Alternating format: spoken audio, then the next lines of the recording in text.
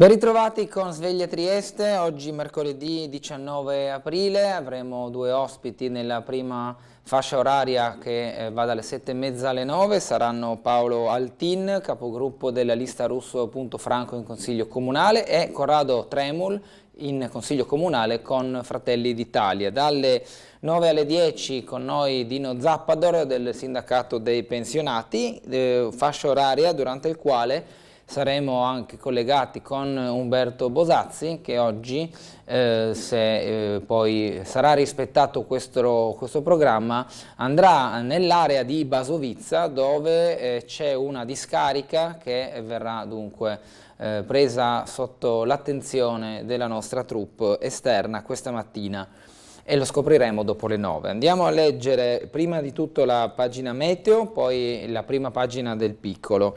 La pagina meteo indica che la depressione che da giorni interessa l'Italia in quota si attenuerà, ma proprio da oggi, da questa sera per l'esattezza, si avvicinerà dall'Europa orientale una nuova depressione sempre in quota, che favorirà l'afflusso di correnti umide meridionali verso le Alpi. Cielo variabile per gran parte della giornata oggi, con bora moderata al mattino sulla costa, poi in calo. Dal pomeriggio e verso sera probabile aumento della nuvolosità con piogge sparse, che poi in serata saranno da moderate ad abbondanti sulla zona montana, deboli o moderate sull'alta pianura. Saranno possibili anche dei rovesci e qualche temporale, la quota neve inizialmente fra i 1600 e i 1800 metri circa, in calo nella notte fino a 1200 metri. Nelle zone più interne, su bassa pianura e costa, la probabilità di piogge sarà più bassa rispetto alle altre zone.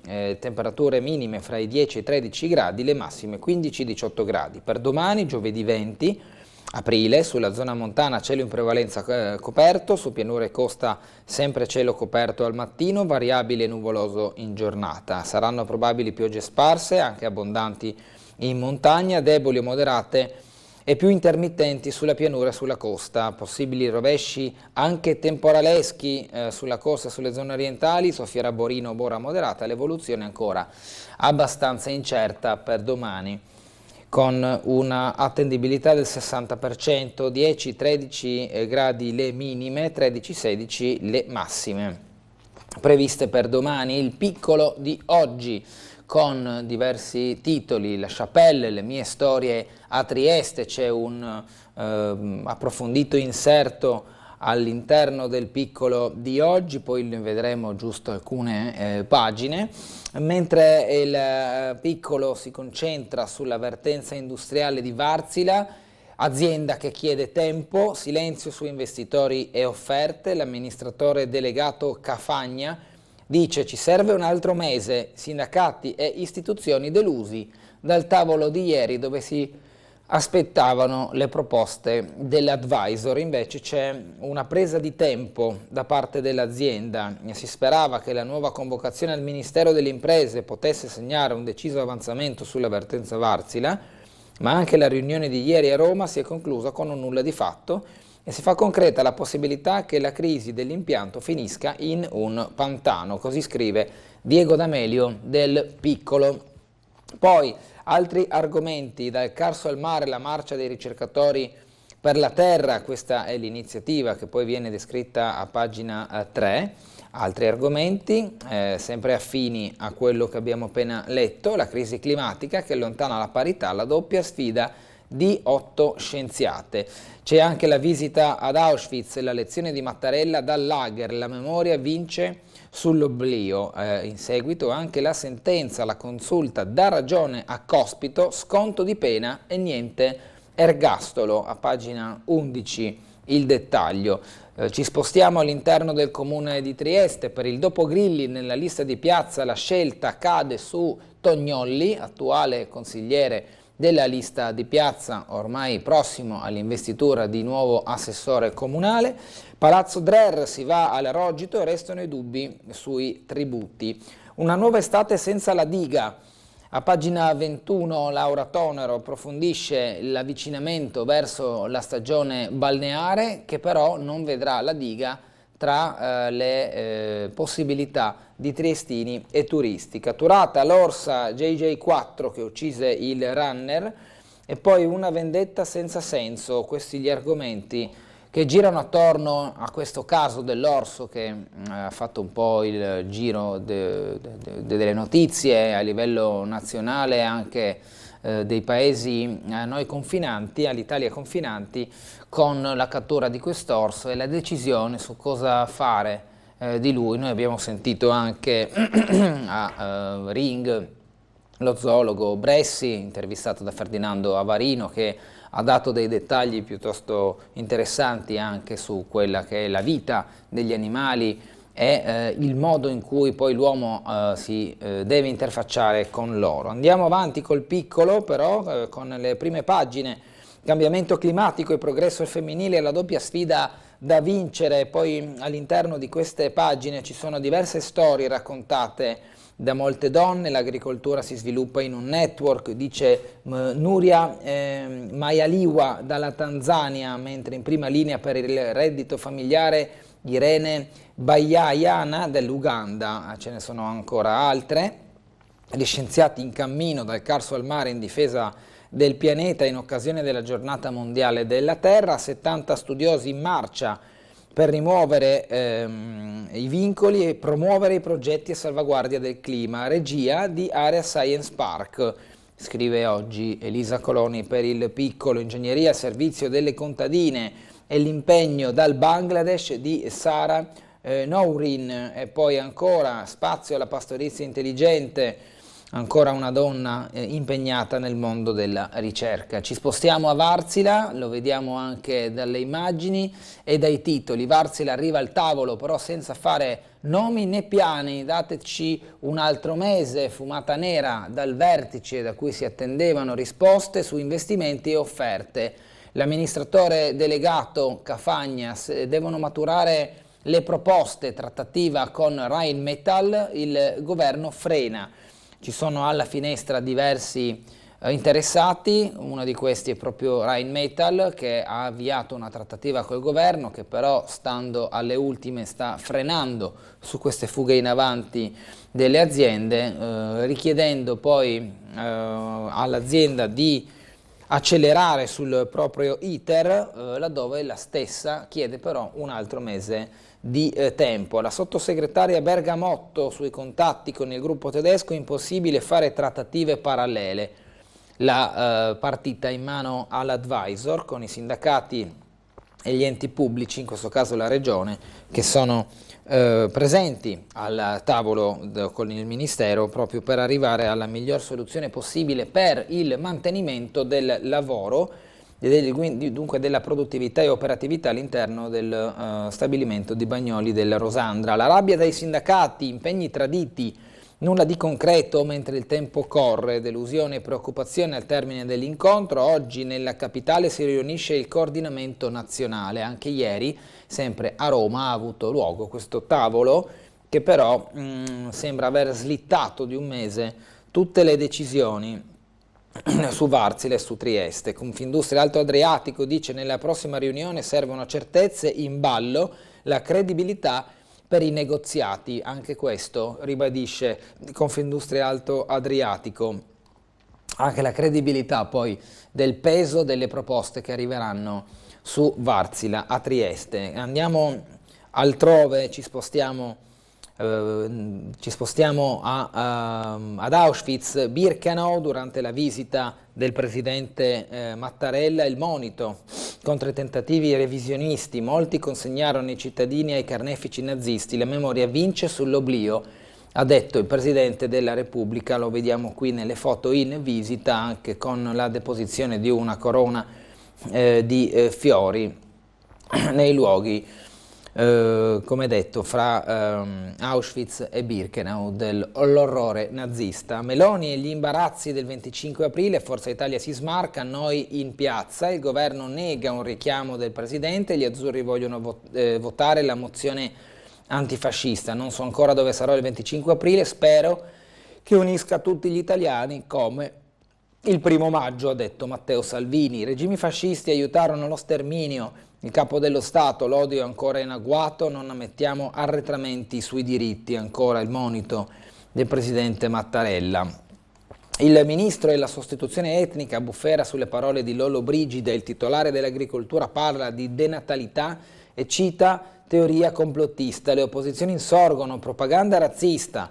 Francesco Lollobrigida, non possiamo arrenderci all'idea della sostituzione etnica, gli italiani fanno meno figli, quindi li sostituiamo con qualcun altro, non è quella la strada, le parole del ministro, attorno al quale si è scatenata questa polemica sollevata dall'opposizione al governo. Il lavoro, la ricetta della Premier Meloni, la linea tracciata al Salone del Mobile di Milano, incentivare l'occupazione femminile e la natalità, le parole chiave, la stretta sui migranti, uno scambio di emendamenti per mostrare unità, i partiti della maggioranza faticano a trovare sintonia, il DL Cutro oggi in aula al Senato. Fratelli d'Italia vuole cancellare la protezione arcobaleno per chi è vittima di discriminazioni di genere, queste le intenzioni. Ci spostiamo adesso all'interno della regione.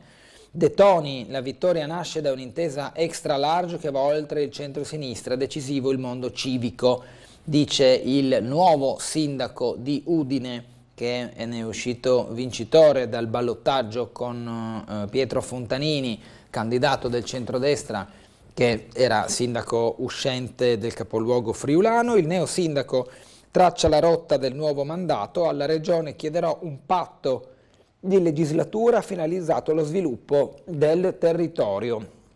Questa è una delle prime richieste del nuovo sindaco De Toni. Patuanelli, capogruppo del Movimento 5 Stelle, in Senato opposizione dura, eletto l'ex ministro triestino, con il Partito Democratico distinzioni su alcuni temi, ma il dialogo è sempre aperto. Queste le parole del senatore triestino che è stato eletto capogruppo del Movimento 5 Stelle, Stefano Patuanelli. La consulta dà ragione a Cospito, sconto di pena per evitare l'ergastolo, la Corte Costituzionale segna un punto a favore dell'anarchico, illegittima la norma che vincolava al carcere a vita. Queste le prime motivazioni. Qui Cospito durante il processo del 2013, poi la storia ha raccontato del suo sciopero della fame e anche dei tanti movimenti che si sono adoperati nelle piazze a favore della cancellazione del 41 bis. In questo caso però dalla consulta arriva intanto un'indicazione chiara sulla vicenda. Ci spostiamo all'estero. Putin al fronte, il presidente compare nei territori occupati, bombe russe sul mercato di Kherson, dopo la visita Kiev, dice lo zar, va sulla scena dei crimini di Mosca. Qui il blitz a sorpresa con Putin che ha fatto visita ai militari russi di stanza nelle regioni di Kherson e di Lugansk attraverso un viaggio in elicottero. La polizia del Kosovo smantella le fabbriche serbe di Bitcoin, sequestrate nel nord del paese centinaia di server e computer utilizzati senza pagare l'energia elettrica. Londra, i serbi si mobilitano contro i visti obbligatori con una raccolta firme. José e Laura in viaggio per 4.000 km a bordo di una vecchia Yugo targata Belgio. Una coppia partita da Bruxelles e approdata nella regione con l'auto simbolo dell'ex Jugoslavia. Spalato un tunnel da 2,5 km, poi la nuova viabilità di accesso alla città nel capitolo delle grandi opere, Y verso il raddoppio di corsie sul tratto fra Matuglia e Maggiore.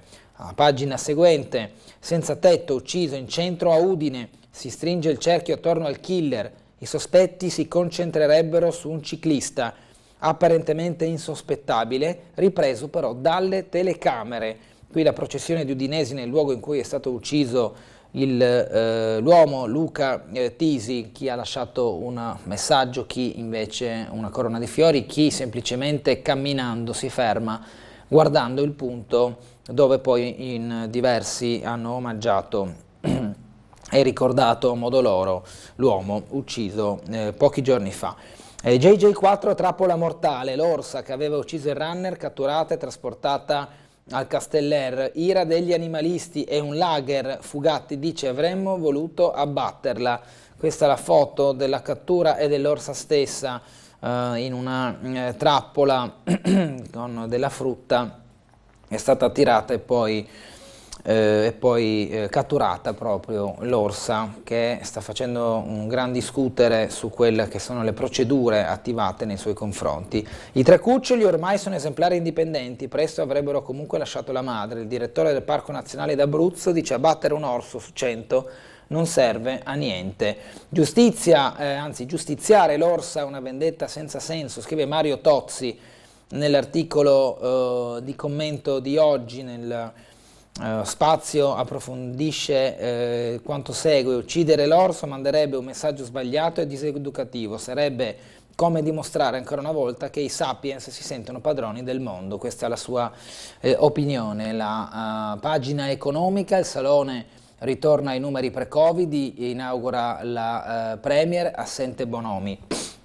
Sentiment positivo tra gli imprenditori della regione. A Milano resta lo strappo tra Confindustria e Federlegno Arredo per il Salone di Milano sul mobile. Poi Doris apre alle nozze tra Mediobanca e Banca Generali negli affari fra colossi. Messico chiama il Friuli Venezia Giulia alla ricerca di partner con la visita a Udine dell'ambasciatore. Da Fincantieri a Somez ordini da 13,7 milioni sulla navalmeccanica. Confindustria regionale, tensione sullo statuto e ora Zamò dovrà ricomporre la frattura. Cos'è accaduto nella riunione che ha designato i vicepresidenti? Benedetti avrebbe preferito conoscere prima i nomi sul tavolo. L'antitrust apre un'istruttoria sulle e-sig di BAT e Amazon, ipotesi di pubblicità ingannevole.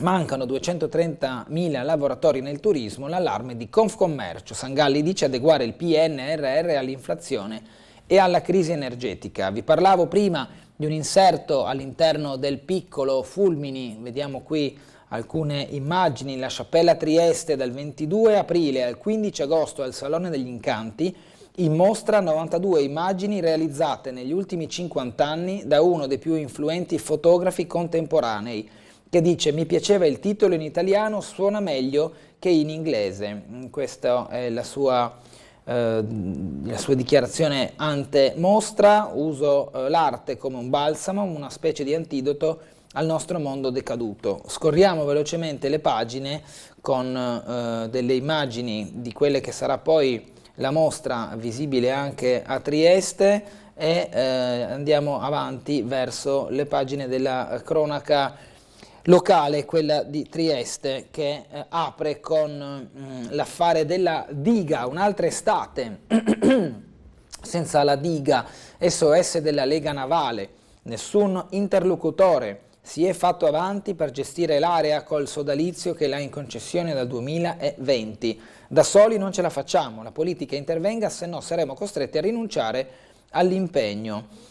Così il titolo del piccolo di oggi, con la descrizione interna nell'articolo sul futuro della diga, con la difficoltà del caso del gestore, se l'ente pubblico comunale o chi per lui non aiuterà proprio il privato. Fumata bianca nella lista di piazza per il dopo Grilli, la spunta Tognolli, il direttore di banca che ha esordito alle ultime comunali, individuato per l'assessorato chiave dei servizi sociali. Lui, che è stato eletto nella lista di piazza, ha dunque ottenuto il ruolo dell'uscente Carlo Grilli. Qui alcune altre foto di altri consiglieri di maggioranza, sullo sfondo Vincenzo Rescigno, invece in primo piano il dialogo fra i due di Forza Italia, Polacco capogruppo e Babudar, neo assessore in attesa di ufficialità, che prende il posto di Michele Lobianco. Consigliera in CDA e circoscrizione in Trieste Trasporti il nodo Cason. Il presidente della partecipata Marzi dice non ne risulta incompatibilità. Questo su un nodo, chiamiamolo così, legato al nome di una consigliera nel consiglio di amministrazione e anche in circoscrizione, dove questi due incarichi non si pestano i piedi. 30 nuovi assunti in servizio all'INPS è un altro argomento che leggiamo dal piccolo. L'innesto nell'organico nella sede triestina dell'ente nazionale di alto livello professionale e con un'età media sui 40 anni si occuperanno di consulenza sociale e previdenziale. In 272 al Recruiting Day, con l'obiettivo di un posto di lavoro in Fincantieri, selezione organizzata ieri a Monfalcone. Poi in breve, Salvati del Partito Democratico, impianti sportivi servono più fondi, ha detto il consigliere del PD. Rifiuti in Cars, interventi immediati, invece la richiesta di dell'Agata, consigliere della Lega. Poi Palazzo Drer che va a Rogito, restano i dubbi tributari, l'Agenzia delle Entrate ha dichiarato inammissibile l'interpello del compratore, per cui la soluzione sarà quella camerale, imposta di registro e una parte di IVA. Qui il palazzo visto sotto alcuni profili negli scatti di Andrea Lasorte del Piccolo. Noi andiamo ora invece a collegarci con la sala operativa della Polizia Locale per conoscere i programmi in agenda in questa giornata e eventuali segnalazioni. Buongiorno. Sì, buongiorno a lei e a tutti i telespettatori. Prego. Sì, allora il traffico adesso è scorrevole sulla rete viaria delle città, non ci sono zone di particolare interesse. Per quanto riguarda la nottata, trascorsa tranquilla, solo interventi di routine, nulla da segnalare da questo punto di vista. Per quanto riguarda i cantieri, in città ci sono vari cantieri in atto e verranno istituiti oggi, quindi non sto a farvi l'elenco di tutte le vie, ma fare attenzione alla segnaletica mobile che è stata posta nei giorni precedenti.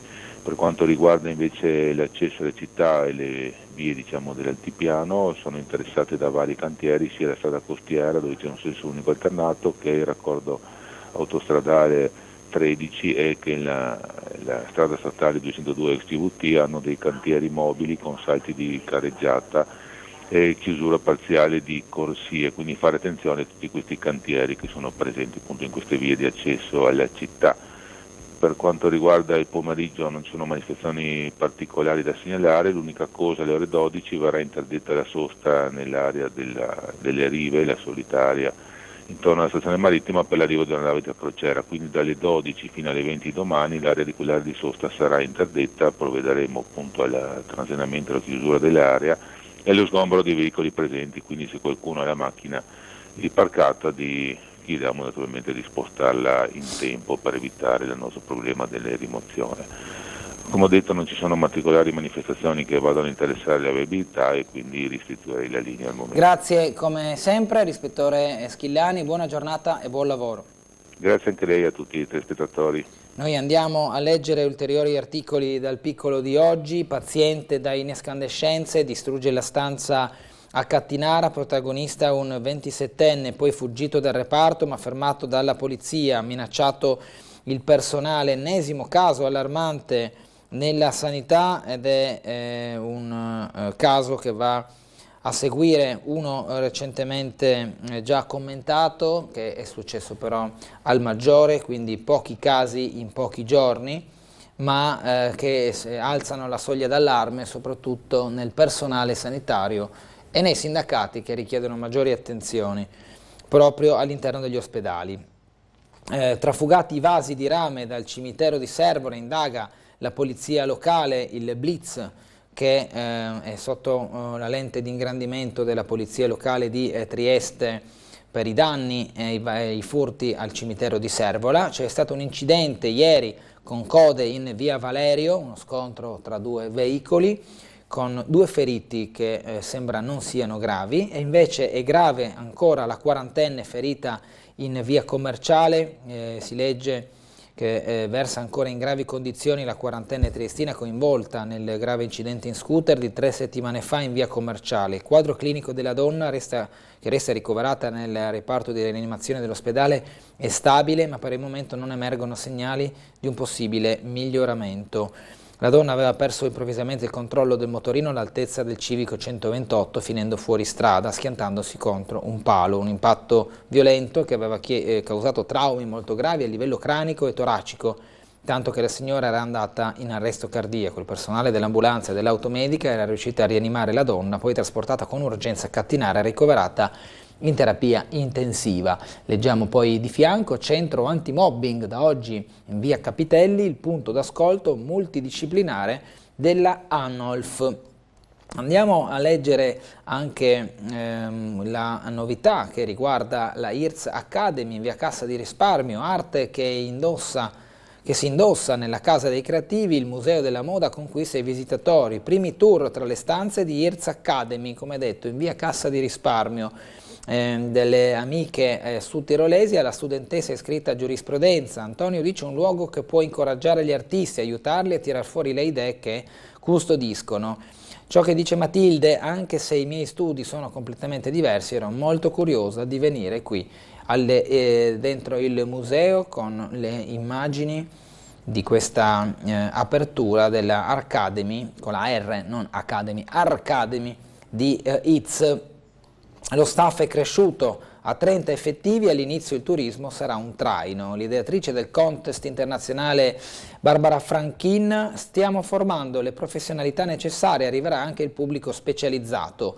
L'ideatrice di ITS, International Talent Support, che dice quanto abbiamo letto sul nuova Arcademy. Al Posta si presenta il municipio, interessati a gestire Castelreggio, la società rappresentata dal manager Cavandoli, ricevuta dal sindaco Gabrovez e dalla giunta. L'incontro sul futuro dello stabilimento di Sistiana a partire dal 2024. Il progetto poi Giovani in Carso, fra mestieri e natura, Aduino, Aurisina, Olio, 4 aziende del territorio nella guida Slow Food 2023. A Peter Radovic di Aurisina menzione speciale. Muggia e la protezione civile intanto in questa foto con il sindaco Polidori fra i protagonisti di questo scatto. Trieste italianissima, ecco come nacque il mito della città ferita e contesa, lo spazio culturale. Un saggio di Vanessa Maggi,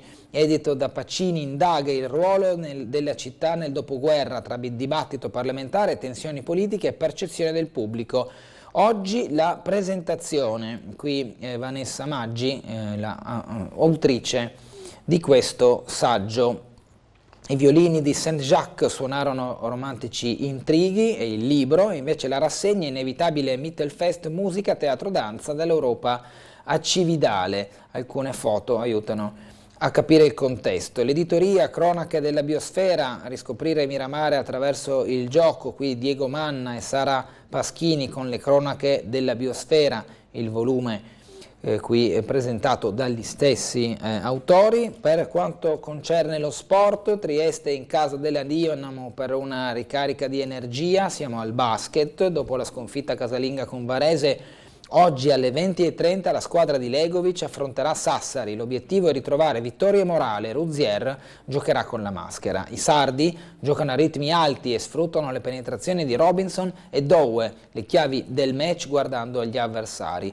L'iniziativa di Più Bello, tappa triestina per il progetto Lab, selezione dei protagonisti over, la presentazione ieri in questa foto. Unione, siamo al calcio, ultimi 90 minuti da thriller e pari ad alto rischio. Se gli alabardati non vincono, devono sperare che il Piacenza pareggi, e nelle disgrazie di Trento, Pro Vercelli e Mantova sono gli incastri per consentire alla Triestina di riuscire a salvarsi dall'ultimo posto. La Triestina batte il Portogruaro nel calcio femminile, l'obiettivo salvezza è più vicino.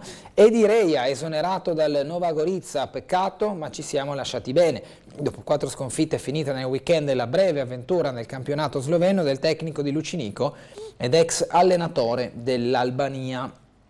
La Mobilità Milan, i rossoneri riassaporano la semifinale di Champions. Al Maradona una gara perfetta, raggiunti dal Napoli solo nel finale. Il traguardo dà una dimensione internazionale anche a Pioli. Ieri è finita 1-1 fra Napoli e Milan, ma il Milan passa il turno e accede in semifinale in virtù della vittoria all'andata, 1-0 in quel caso, col gol di Benasser. Ieri invece a segno sono andati Giroud, dopo aver anche sbagliato un rigore parato dal portiere del Napoli Meret, e poi nel finale il gol di Osimhen, che però non è bastato per poter accedere a un ulteriore lasso di tempo che potesse consentire al Napoli di riacciuffare il Milan, che così va in semifinale attendendo la squadra contro la quale si misurerà. Juventus meno 15, oggi giorno del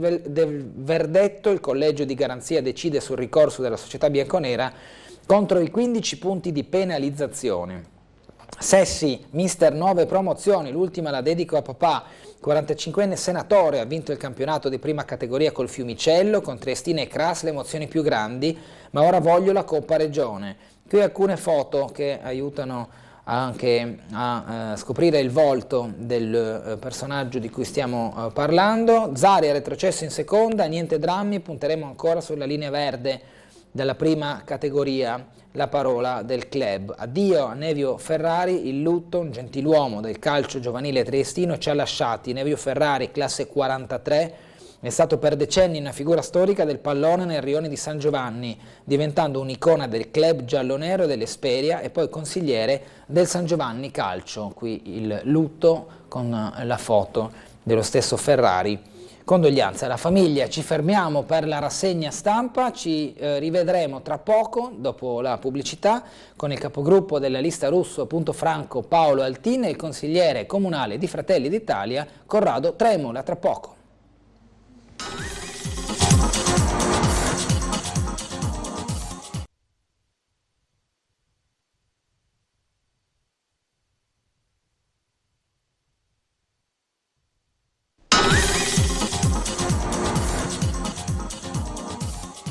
Ben ritrovati in diretta con Sveglia Trieste, un saluto e un ringraziamento per essere qui a entrambi gli ospiti, cominciando da Corrado Tremul, consigliere comunale di Fratelli d'Italia. Buongiorno e ben trovato. Buongiorno a tutti i telespettatori, siamo qua in buona compagnia. Compagnia di Paolo Altin, capogruppo della lista Russo. Punto Franco. Buongiorno. Allora, informazioni di servizio, prima di cominciare con gli argomenti. Tremul. Allora, un saluto a Guido, super tifoso della Triestina, era nell'ambiente insomma da diversi anni, non sono potuto andare al funerale suo, mi dispiace, avevo impegni familiari. Poi un saluto al signor Gianni, che è un po' di tempo che non lo sento, il nostro telespettatore. Ieri.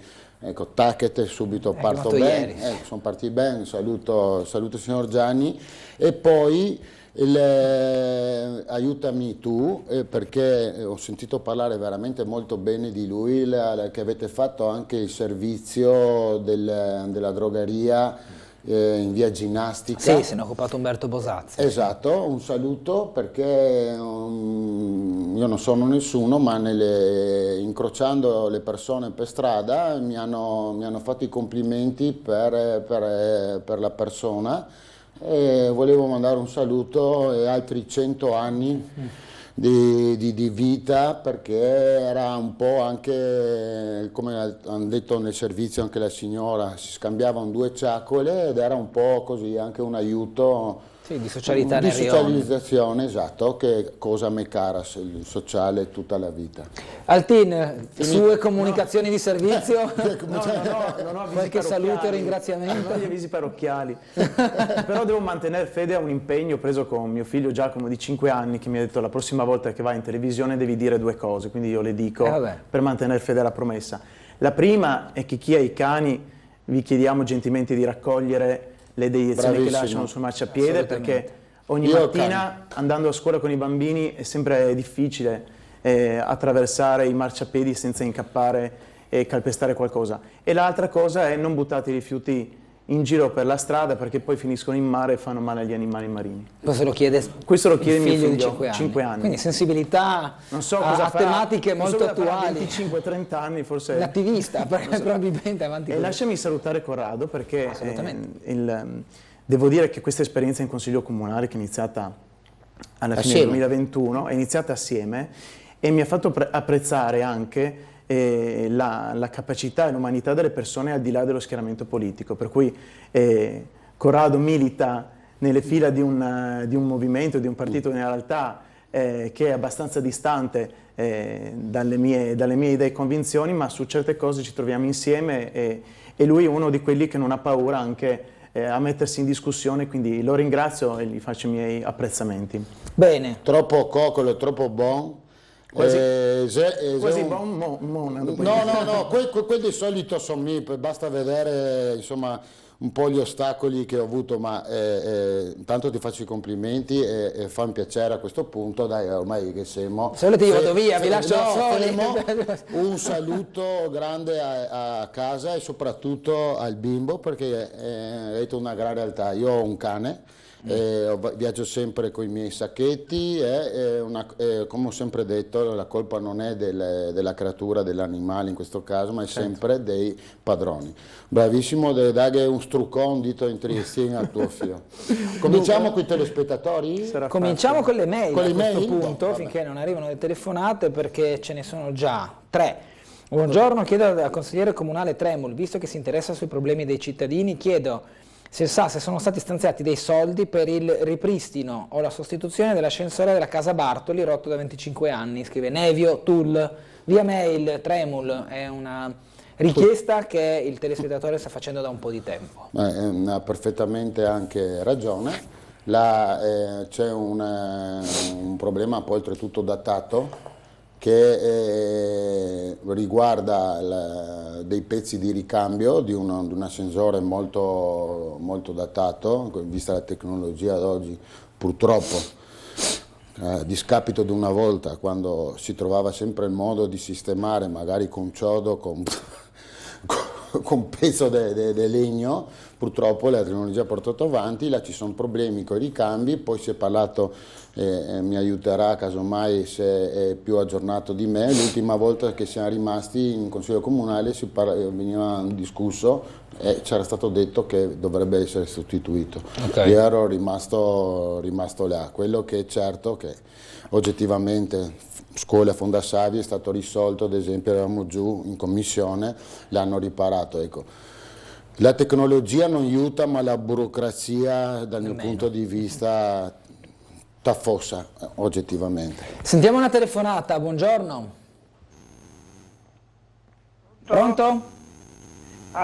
Buona giornata carissimo Bernardo e presenti in studio. Buongiorno. Sono Claudio Visentin. Ciao Claudio. Buongiorno. Buongiorno. Buongiorno carissimi tutti e volevo sapere dal caro consigliere Corrado Tremul notizie in merito dell'iniziativa per dare e consegnare al compianto una targa a Biasin e la situazione di via del Timo, località Pischianzi. Sì. Grazie per la sua cortese risposta e buon lavoro. Grazie Claudio Visentin. Targa di Biasini è una proposta che aveva fatto durante una commissione sul Ferrini. Sul Ferrini intanto saluto sempre un pronto recupero al buon Visentin e Graziella, sta facendo riabilitazione dopo i problemi che ha avuto e molto velocemente ormai l'assessore Babuder ha fatto una mozione alla quale io ho anche qui la mia mozione che però era inerente a questa targa, l'abbiamo congiunta, usiamo questo termine qua che non è proprio il termine esatto, e secondo me, ma non solo secondo me, ho avuto tante richieste da parte dei tifosi, come si sa sono un ultras in pensione, ho pensato in quella che era la sua idea del rinnovamento del Ferrini, chiaramente con altri costi e tutto, di mettere questa targa, che scelgano il posto ideale quando verrà fatto, perché è una persona che dall'Australia con il cuore è tornato a Trieste, salvare la Triestina, sta povera Triestina che non commento perché altrimenti se hai bip me lo devi dire, non ci sono, non ho come fare, mi contengo. Posso dire io bip?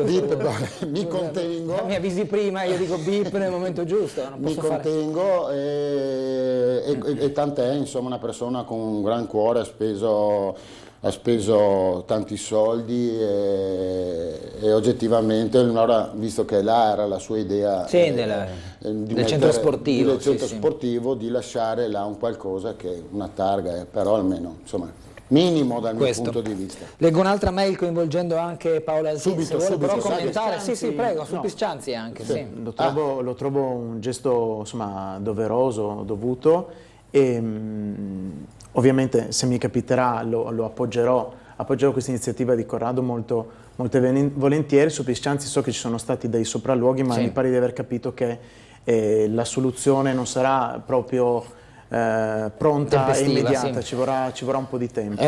Ho presentato una mozione, poi anche un'interrogazione, perché in realtà io l'avevo fatta a domanda d'attualità, no? Proprio l'altra volta in consiglio, l'ultima volta, e appunto ho ricevuto la risposta perché la Savino non c'era. Questo è strano. È stupito Altin, lo vedo. Sì, questo è strano. Sì. Strano. Sì. E ho avuto la risposta dove appunto, inutile che sto a dilungarmi sulla risposta tecnica da parte anche degli uffici, i tempi purtroppo non saranno lunghi, non saranno corti. E invece in via del Timo ho fatto anche là appunto un'altra mozione, perché il manto stradale anche là basta andare su Google, se uno la mette vede la situazione. Sono stato intercettato da molti residenti sia di località Piscianzi sia per il discorso di via Timo, e vediamo, anche quella andrà in discussione. Qua in un modo o nell'altro persone di buona volontà come l'amico che ho qua, Altin è conosciuto, ma quando siamo, ecco, solo una cosa in velocità, basta questa burocrazia scandalosa, le tempistiche. Io ne abbiamo parlato fuori proprio prima di entrare, non è possibile a livello di tempi, oggettivamente ci sono delle cose che devono accelerare assolutamente dal mio punto di vista. Sentiamo una telefonata, buongiorno. Pronto, buongiorno. Mi Prego, sentite? sì. Allora, io Buongiorno. volevo toccare all'inizio due argomenti che interessano un po' tutti. Il primo, ieri ho seguito un servizio sui migranti e ho visto che praticamente, la faccio breve perché sennò diventa troppo lunga la cosa, che gli migranti vengono in Italia perché sostengono loro stessi che è più facile entrare. Poi ho visto che tutti, diciamo, i paesi dell'Unione Europea hanno tirato su dei muri. Ho visto il servizio, praticamente la Spagna in un anno ha almeno il 50% di immigrati che entrano e sono controllati questi muri 24 ore su 24. Poi ho visto la Francia, ho visto Malta che li ha rifiutati, insomma tutti i paesi praticamente non prendono questi benedetti immigrati, mentre l'Italia ha il 300% in più. Io mi chiedo, c'è qualcosa che non va, perché sinceramente se tutti riescono a limitare queste entrate non capisco perché l'Italia non può fare come fanno gli altri. Questo è il primo argomento. Il secondo argomento, poi io parlo proprio da titolare del reddito di cittadinanza, ho guardato il servizio sui lavori, visto che dicono che c'è lavoro, cercano stagionali, come tanti vostri ospiti anche dicono. Sì, cercano stagionali a 3,50 € all'ora, su 12 ore ti mettono praticamente 4 ore di lavoro sul contratto, poi fuori busta, e ho sentito tante testimonianze che posso dire anch'io che sono reali, anche se io purtroppo ho una limitazione sul trovare lavoro perché ho un problema fisico, che però non mi hanno dato l'esenzione perché la mia dottoressa ritiene, secondo lei, che io se non posso usare un braccio posso lavorare comunque, non so come, però va bene così. Poi volevo dire un'altra cosa che adesso non mi ricordo. Intanto questi due argomenti sono quelli che mi interessavano di più. Volevo anche un'opinione dai suoi ospiti, perché è facile dire c'è lavoro e poi se viene pagato 3,50 €, insomma non mi sembra normale, anche perché sono lavori pesanti. Io ho lavorato in attività, avevo bar e so cosa significa lavorare 12 ore e non avere un giorno di festa. La paga sinceramente non mi sembra, si parlava di 1.000 € facendo la stagione da maggio fino a settembre senza un giorno festivo. Poi riguardo i migranti, che secondo me qua è un disastro, e poi sono io stessa che ho visto in pieno giorno in piazza Libertà della stazione i migranti che facevano la pipì negli alberi la mattina, insomma un po' di decoro almeno, perché anche uno che esce e viene a farsi un giro, un turista, vede queste cose, non mi sembra il massimo. Sicuramente. Ecco, questo volevo dire. Grazie. Grazie. Altin, coinvolgo lei su questi due argomenti, a scelta su quale cominciare, lavoro o immigrazione? Lavoro ne parlavamo prima. Gli argomenti sono fin troppo vasti per dare una risposta completa, certo. Però c'è un aspetto che magari possiamo riportare alla nostra realtà locale, che è quella ad esempio di qual è la giusta retribuzione per i lavoratori. Ne abbiamo parlato anche nell'ultimo Consiglio Comunale lunedì. sappiamo che ci sono dei lavoratori dipendenti in appalti del Comune di Trieste, penso alla sorveglianza e alle attività ausiliarie nei musei, i quali ricevono una retribuzione che li pone oggettivamente al di sotto della soglia di povertà. Eppure davanti a un semplice ordine del giorno, che è come dire una dichiarazione di intenti, un auspicio, ecco questo ordine del giorno, che se non erro era stato presentato da Luca Salvati, ecco, la maggioranza ha votato contro. Il giusto riconoscimento al lavoratore dà al lavoratore la dignità, quindi io credo che a tutti i livelli si debba spendersi per questo, al di là delle soluzioni tecniche, che alla fine io sono convinto, quando c'è la volontà politica di fare una cosa, alla fine trovi sempre il modo di farla.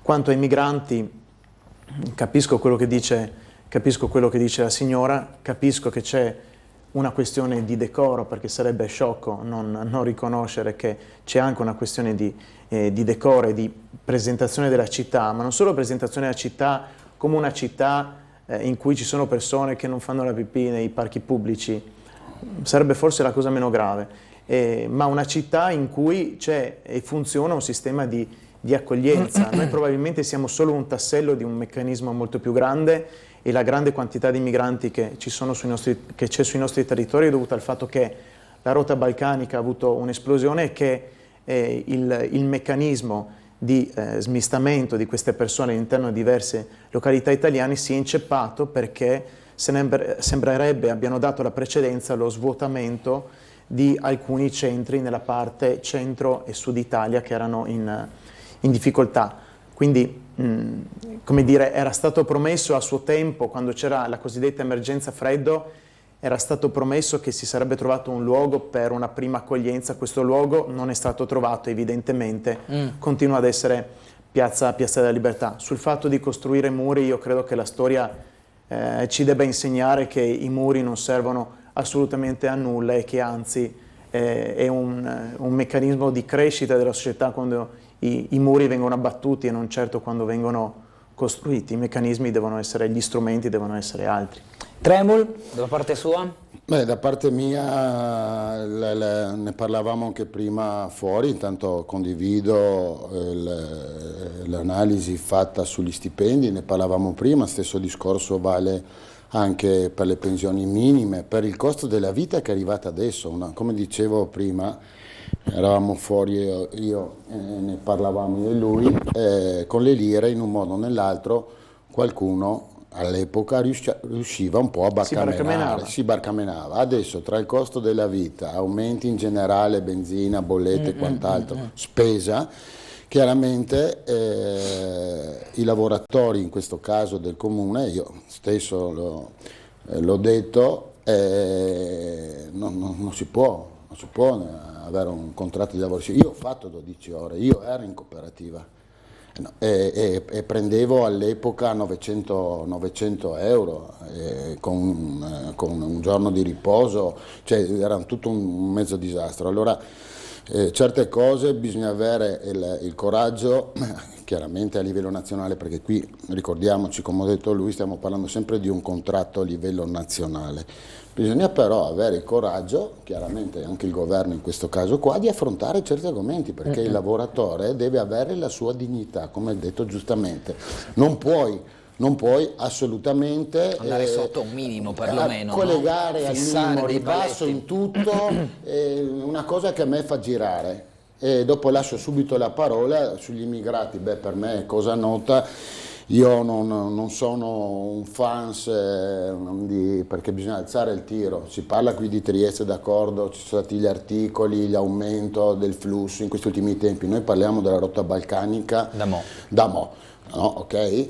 E bisogna dire anche una cosa, che l'Europa deve fare, l'Europa in questo caso, io non sono un fans dell'Europa, l'ho sempre detto, mi dispiace.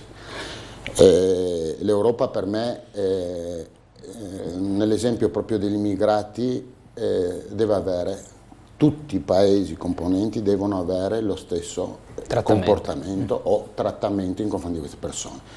Lo sappiamo, piaccia o non piaccia, che non è così, ogni Stato tende a fare un po' quello che vuole, allora l'Europa a me va bene se veramente unita, è come un po' il parlamentino del comune. Io ribadisco che su alcune, e l'ho sempre detto, su alcune problematiche sociali, stiamo parlando adesso delle paghe perché non è stato detto, bisogna farlo, punto. Non ci devono essere divisioni. Non ci deve, sulle cose almeno pratiche, non ci deve essere dal mio punto di vista.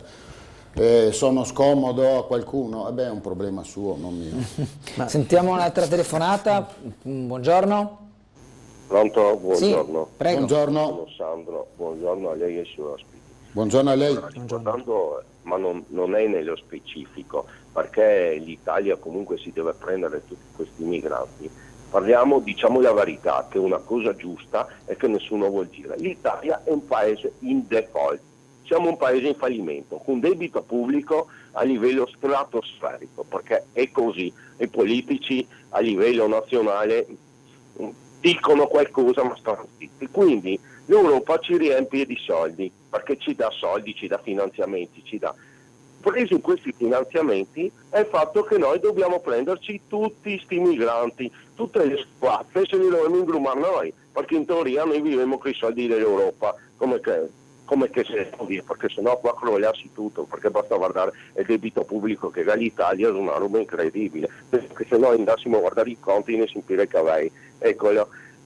Allora noi siamo costretti, perché i balcanici pur vediamo, no? Quando non li vogliono, usano maniere poco ortodosse, però e l'Europa non che dice niente, che dice a Orban fa quel che vuole, a casa sua non gli dà nessuno, basta girare per i paesi, se vogliamo, balcanici non te ne vedi uno, quindi vuol dire che c'è poi, ma l'Italia è talmente indebitata che purtroppo deve fare tutto quello che dice l'Europa.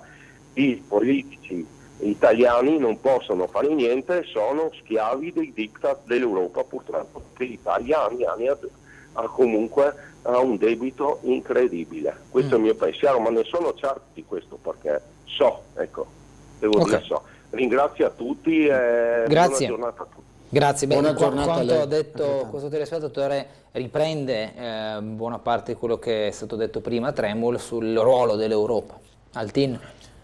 Sul fatto che l'Europa debba aggiornare i propri modelli, le proprie norme è un dato, e mi pare che anche ci sia stato un intervento abbastanza deciso del Presidente della Repubblica recentemente proprio sulla necessità di aggiornare queste norme che ha definito, se non vado errato, addirittura preistoriche.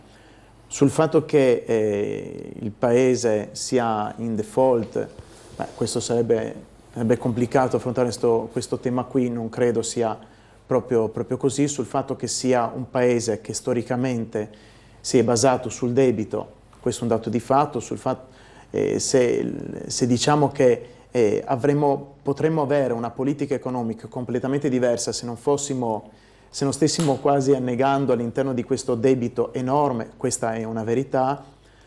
Quello su cui non mi trovo d'accordo è il fatto che i migranti vengano qui perché semplicemente ci sono dei finanziamenti che ci consentono, che ci portano ad accoglierli qua. Non mi trovo d'accordo, ma non mi trovo d'accordo neanche quando i migranti sono definiti delle scovazze che se ingrumemo noi.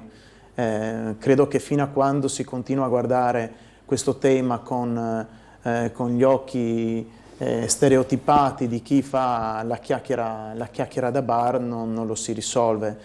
Queste sono persone, e rispetto anche ad alcune dichiarazioni, ad esempio di Lollobrigida, che sono apparse anche sui quotidiani questa mattina sulla sostituzione etnica, mi viene da dire a tutte queste persone che con così facilità giudicano i migranti, mi verrebbe da dire chi vi fa determinati lavori in casa, chi è venuto a farvi i lavori di edilizia, chi fa la badante ai vostri genitori anziani e così via. Insomma, oppure avete notato chi cucina molto spesso nei ristoranti dove andate, nelle hamburgerie dove andate, chi c'è?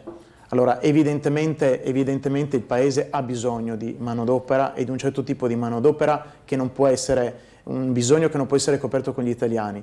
Parlare di sostituzione etnica, francamente, fa venire i peli ritti. E chiudo semplicemente sulla questione della natalità, solo perché è un intervento di Lollobrigida diceva bisogna puntare sulla natalità, la sostituzione etnica non è una soluzione, ma la sostituzione etnica non esiste, però c'è un dato, il dato dell'immigrazione, un dato storico, ineluttabile. Invece sul dato della natalità io credo che lì uno sforzo vada fatto. Ecco, quindi come sempre i problemi sono complessi, trovare delle ricette per l'immediata soluzione non è possibile, però io credo, e su questo anche il Comune può fare qualcosa, che sul dato della natalità si debba agire. So che la Regione sta facendo uno sforzo francamente meritevole da questo punto di vista, ci sono molte iniziative, quindi credo che il Comune, auspico che il Comune si inserisca nella scia della Regione da questo punto di vista, perché il tema della natalità è un tema per il Paese che sta invecchiando e anche per la nostra città che, se non cominciamo ad incentivare e a motivare le famiglie ad insediarsi a vivere in questa città, sarà una città praticamente per turisti. Andiamo a sentire ancora una telefonata prima della pubblicità. Buongiorno. Buongiorno. Prego. Pronto, buongiorno? Sì, ci dica, prego. Buongiorno. Ah, buongiorno, senta, io parlo da via Orserano e da circa 2 settimane c'è un signore che vivacchia. Pronto? Sì, prego. Buongiorno, senta, io parlo da via Orserano. Sì. Da circa 2 settimane c'è un signore che vivacchia in macchina. Sì. E un altro signore che abita qua ha chiamato i vigili e... Sì? Sì? Suspense. Cosa è successo dopo la chiamata dei vigili? Non è successo niente, ha evidentemente. chiamato i vigili Sì. No, eccoci. e sono venuti, hanno chiesto i documenti e questo signore ha chiesto asilo politico. Ah, Sì, in auto. sono venuti, hanno controllato ok. Sì? e ha chiesto, sono arrivati e hanno chiesto i documenti. Ok.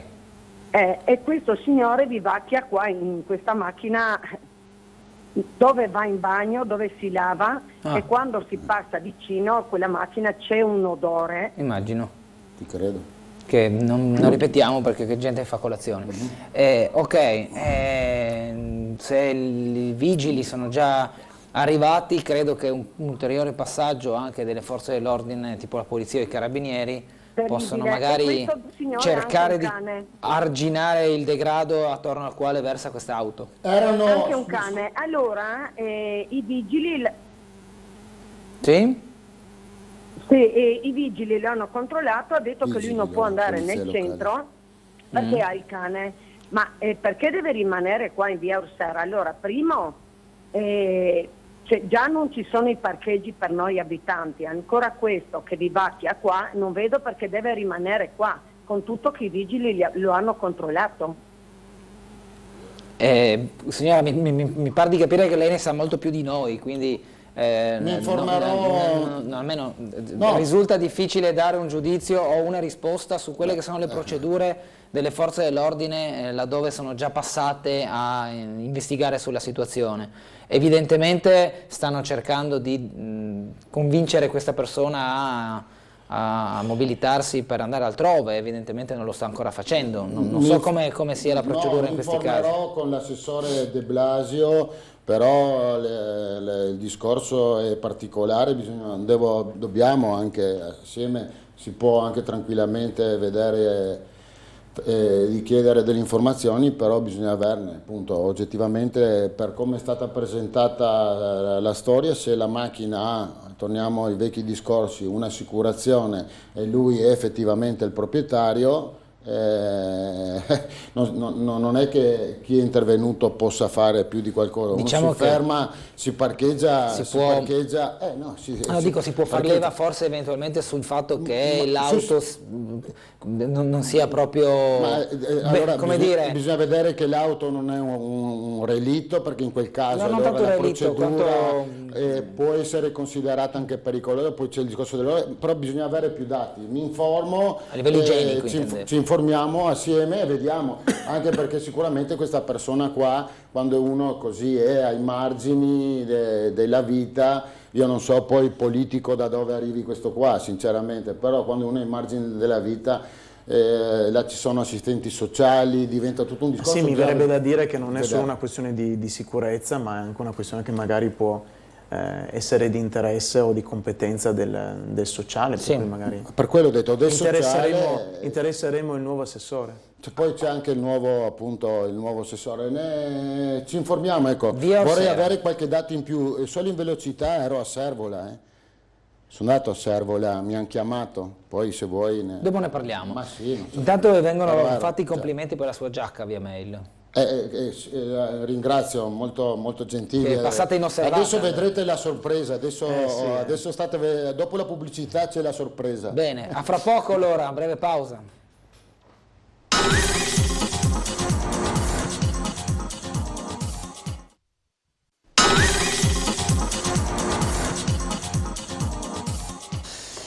Bene, torniamo in diretta con Sveglia Trieste, continuano gli apprezzamenti verso la sua giacca, Tremol.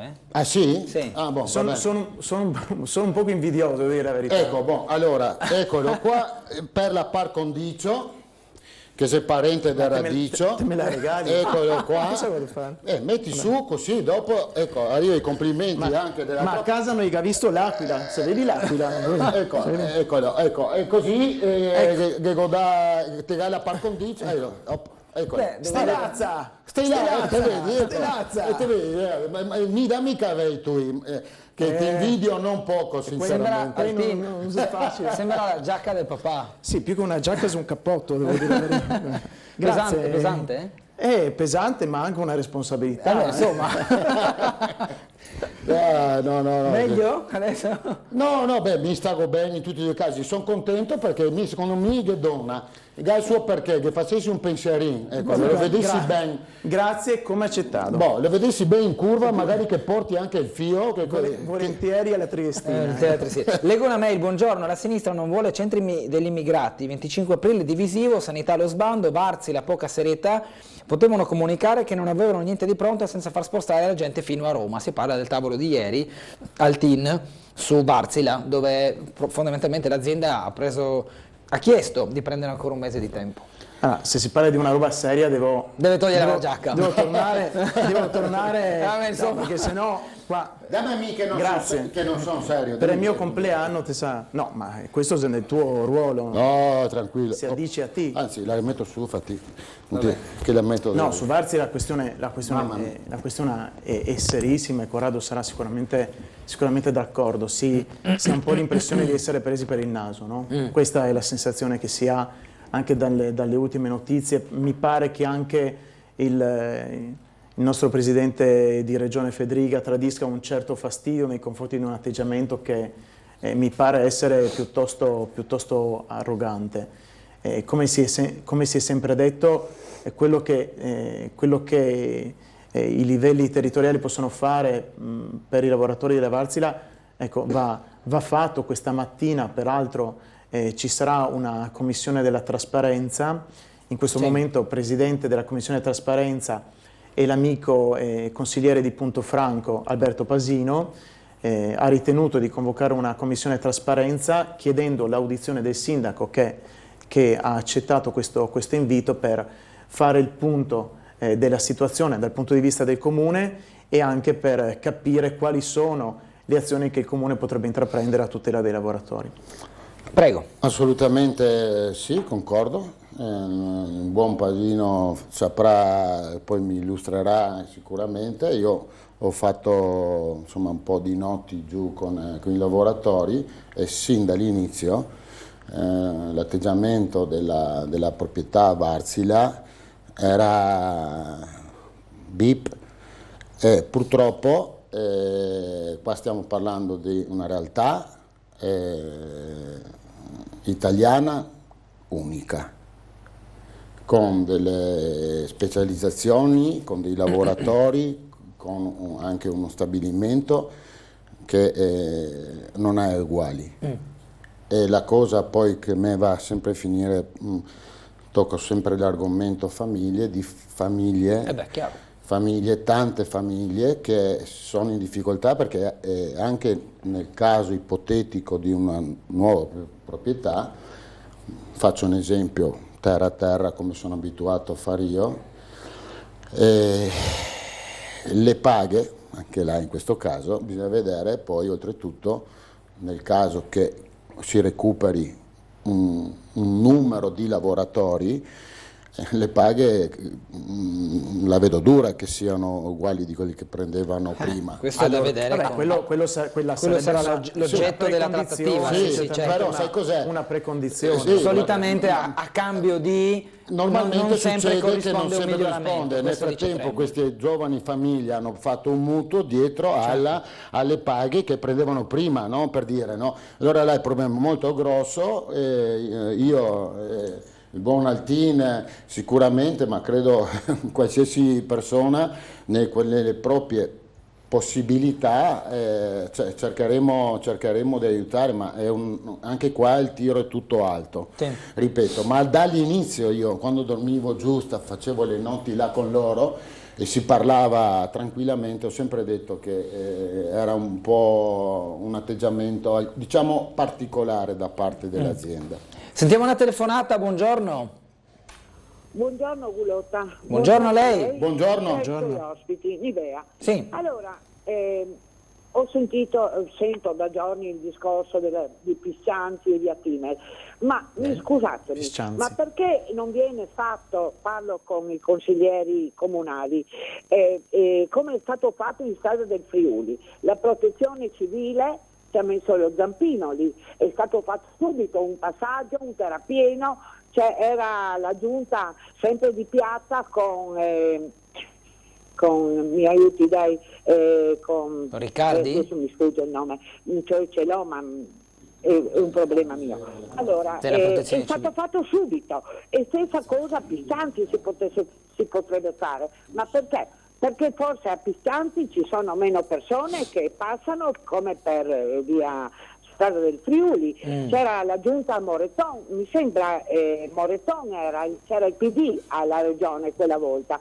Stessa cosa ha fatto Siriani con la protezione civile, con taglio degli alberi ed altro in Val Rosandra, che poi è andato anche a giudizio ed è stato assolto per non aver commesso il fatto. Per cui penso che sia a Piscianti o se ci sono dei problemi in via Timel e anche qui da me, se il comune non ha questo tesoretto che era stato un anno fa detto c'è un tesoretto, perché non si fanno queste cose subito? Questo è il discorso, perché non vorrei che venisse giù qualcosa come è successo Tremul a San Giovanni, che il signore si è salvato per un pelo su quel scooter, no? A 3 ruote. Che è venuto giù l'albero anche da una proprietà privata, credo, perché lì non so se era il parco di San Giovanni o i carabinieri, non so da dove è venuto giù quella caccia.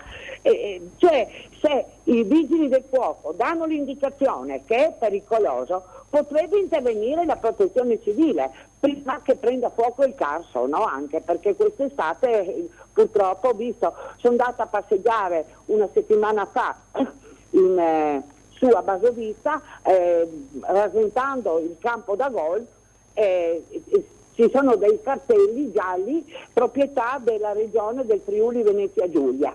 E lì è un disastro, lì ci sono alberi a terra, là secchi, veramente se lì basta che uno getti qualcosa l'incendio è fatto. Ecco, questo volevo dire. Grazie mille. Grazie. Abbiamo visto le immagini della frana di Strada del Friuli, però era un servizio del 29 gennaio del 2021, anche per questo c'erano tutte queste mascherine che avete visto addosso alle persone e non so se il riferimento della telespettatrice era a quella frana o a un'altra più datata nel tempo, quella di Piscianzi che sta mettendo in seria difficoltà invece l'abitato, dividendo proprio, spaccandolo in due, è questa che vediamo adesso, dove si richiede un intervento. La Protezione Civile, se non sbaglio, al TIN, ha chiesto al Comune il progetto, dopodiché il progetto viene finanziato e quindi si eseguono i lavori. Quindi finché dal Comune non arriva il progetto su cosa fare di quell'intervento, la Protezione Civile non può valutarlo e finanziarlo. Se non sbaglio è così, però mi riservo il margine di dubbio. C'erano 300. È così, ma... Sì, dopo faccio intervenire. La signora ha ragione da vendere, perché ci sono alcune questioni su cui non possiamo permetterci i ritardi che su altri invece temi purtroppo stiamo subendo. Qua devono intervenire immediatamente, non credo sia un problema di fondi, perché ogni qualvolta ce n'è la possibilità esponenti della Giunta ci dicono quanti soldi abbiamo, quindi mettiamoci, evidentemente va sollecitato un intervento che sicuramente sarà già partito in qualche modo, ma volentieri insieme a Corrado nella prima seduta utile del Consiglio Comunale ci impegniamo, almeno io prendo l'impegno, ma insomma penso che sarai d'accordo, facciamo o immediatamente una domanda di attualità o un'interrogazione auspicando una risposta. Ora ci sarà un nuovo, se ho ben capito, un nuovo assessore all'urbanistica, quindi si occuperà anche delle strade, del verde, che sarà Babuda. Io credo che il dinamismo che lo caratterizza farà sì che sicuramente ci sia un suo interessamento su questa questione, e noi lo solleciteremo. La signora ha ragione da vendere, fate sentire la vostra voce. Tremul? Come ho detto prima, io ho fatto l'ultimo consiglio comunale, ho fatto questa interrogazione, io l'avevo definita domanda d'attualità, sono stato corretto perché essendo neofilo poi io tutte queste storie, anche le emozioni dal mio punto di vista devono essere semplici. Se vuoi un commento tecnico ti faccio un commento tecnico su cose che sono in grado di fare, non sono un tutologo, no? E qua chiudo il capitolo dei punti e virgola sulle emozioni, perché se io ti dico da sostituire il manto stradale, si sostituisce il manto stradale, fallo come vuoi, quando vuoi, indifferente con che materiale vuoi, ma questo è l'indirizzo. L'ho già fatto, farà un'altra, io sarò in supporto certamente. Mi ricordo del discorso di Strade Friuli, là era la Protezione Civile che oltretutto, a discapito della situazione della risposta che mi è stata data dall'onorevole Savino, è che le tempistiche sono lunghe. Con la Protezione Civile, nei miei ricordi, le tempistiche tra l'altro si riducono. Adesso vedrò, sinceramente ci informeremo volentieri assieme, però ne avevo già fatto. E stesso discorso, se metti su Google, ripeto, Via del Timo, vedi che sono non così chiaramente, però sono dei cedimenti, e questi cedimenti qua, come ha detto giustamente il buon Altin, bisogna fare, tempistiche, d'accordo, perché poi si comincia a parlare di gara d'appalto, chi fa il lavoro. Ho capito, questo è il rischio, che poi si vada a una soluzione del problema tra, non lo so, un anno. Esatto, no? E nel frattempo le persone, non è possibile. Esatto, non è possibile. E oltre in primis la sicurezza, tu crei dei problemi alle persone per un anno, perché più frequentata, meno frequentata si può discutere. Quello che è certo è che là ci stanno delle persone che comunque devono... Ma mi pare che là ci sia un problema, adesso non sono un tecnico quindi mi perdonerete, c'è un problema che riguarda le acque, no? Se non vado errato. È un problema diffuso a Trieste. Ci sono alcuni terrazzamenti, alcuni interventi che hanno in qualche modo portato ad accumularsi un accumulo d'acqua in alcuni parti di terreno. Esatto. Il terreno si impregna l'acqua e poi cede, quindi probabilmente oltre al ripristino del manto stradale, probabilmente ci sarà anche un intervento. L'acqua.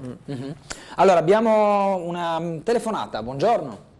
Dottor Gullotta, buongiorno a lei e ai suoi ospiti, sono in linea? Prego. Buongiorno. Buongiorno a voi. Allora, io ho qua 2 articoli del Piccolo, uno dell'ex vostro direttore Morelli di 2 anni fa e un altro dove il governo Meloni riconosce l'extradoganalità del porto, dove che l'esecutivo si impegna, guarda, leggo due righe. L'ordine del giorno spinge oggi l'esecutivo di centrodestra a farsi portatori in Europa della medesima richiesta, ovvero l'esclusione della zona franca triestina dal territorio doganale dell'Unione Europea secondo quanto previsto dal Trattato di pace del 1947. In base al Trattato di pace del 1947, l'extradoganalità Trieste ce l'ha già. Non è l'Unione Europea con cui noi siamo fisicamente in Europa, ma non possiamo fare accordi in esclusiva con l'Europa. È previsto dalla legge, è previsto dagli accordi internazionali, sta dentro e anche legge dell'Unione Europea. L'articolo di Roberto Morelli di 2 anni fa, l'attrazione di imprese industriali nel punto franco oggi è estensibile da sempre, perché tutti dicono mezza verità qua. I punti franchi sono estensibili dal 1947, sempre. Anche la Wärtsilä, è stato dato il punto franco alla Wärtsilä, l'ha richiesto o non l'ha richiesto? Un'altra cosa, punto franco nord, il Porto Franco Nord, detto Porto Vecchio. Ci sono 2 leggi della Repubblica Italiana, la 190 del 2014 e la 205 del 2017, che non vengono eseguite. Quello che viene fatto nel Porto Franco Nord è in completa illegalità. Nessuno ne parla, nessuno dice niente. Sembra che abbiamo acquisito una mentalità omertosa, non lo so, io parlo di leggi, chiedo chiarimenti perché queste cose non vengono fatte in base alla legge e niente, tutto silenzio. La ringrazio e una buona giornata.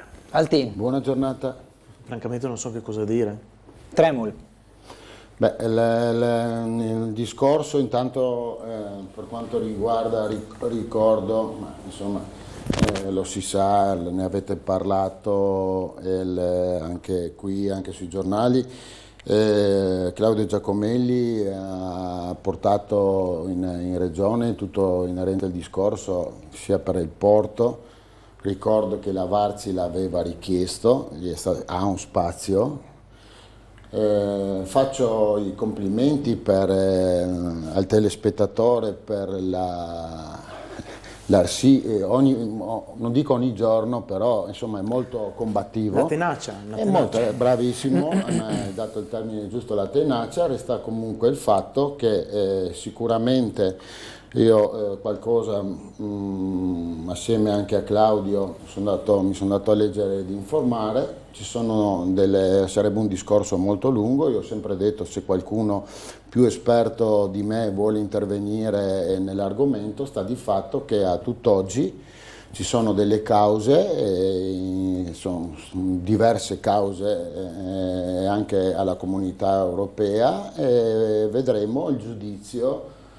Alcune sono state già perse, tanto per ricordare se non erro, e vedremo cosa diranno i giudici su quello che è stato possibile usufruire e sarà possibile usufruire per l'agevolazione di nuove ditte, di nuovi sbocchi lavorativi e di nuove opportunità. Sicuramente questo comune non se le farà perdere, sinceramente, perché è un bene per la città stessa. Poi sul resto, come detto prima, non sono un tutologo, qualcosa ho letto, ho le mie idee, ma me le tengo per me. Vi leggo una mail. Buongiorno, ieri ho seguito con gioia i primi movimenti del tram. Vorrei portare alla vostra attenzione un mio pensiero di carattere economico. Per quanto riguarda il costo del biglietto tranviario, sarebbe auspicabile che i non residenti a Trieste pagassero un importo minimo di 5 euro a corsa, perché il turista lo fa volentieri e gli incassi sarebbero molto utili alla manutenzione. Ricordo che a Venezia i non residenti pagano 7 euro a corsa e vaporetti. A buon intenditor, poche parole. Grazie per l'attenzione. Marina, cosa ne pensa il TIN?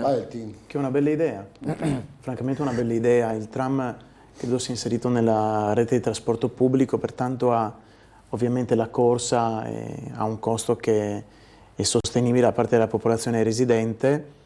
Siccome è evidente che il tram ha anche una finalità turistica e che attrae i turisti, credo sia corretto provare a ragionare sulla possibilità di realizzare questa proposta della signora che scrive. Lo trovo corretto e troverei corretto che a un simile criterio, a questo punto, se proprio la si deve fare, venga applicato anche nel caso della cabinovia.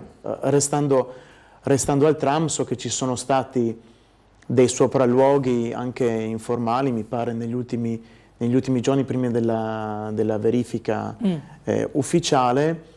Auspico che da questi controlli non emergano delle criticità, come alcuni stanno invece segnalando, che ci porterebbero a rinviare per l'ennesima volta la partenza della trenovia.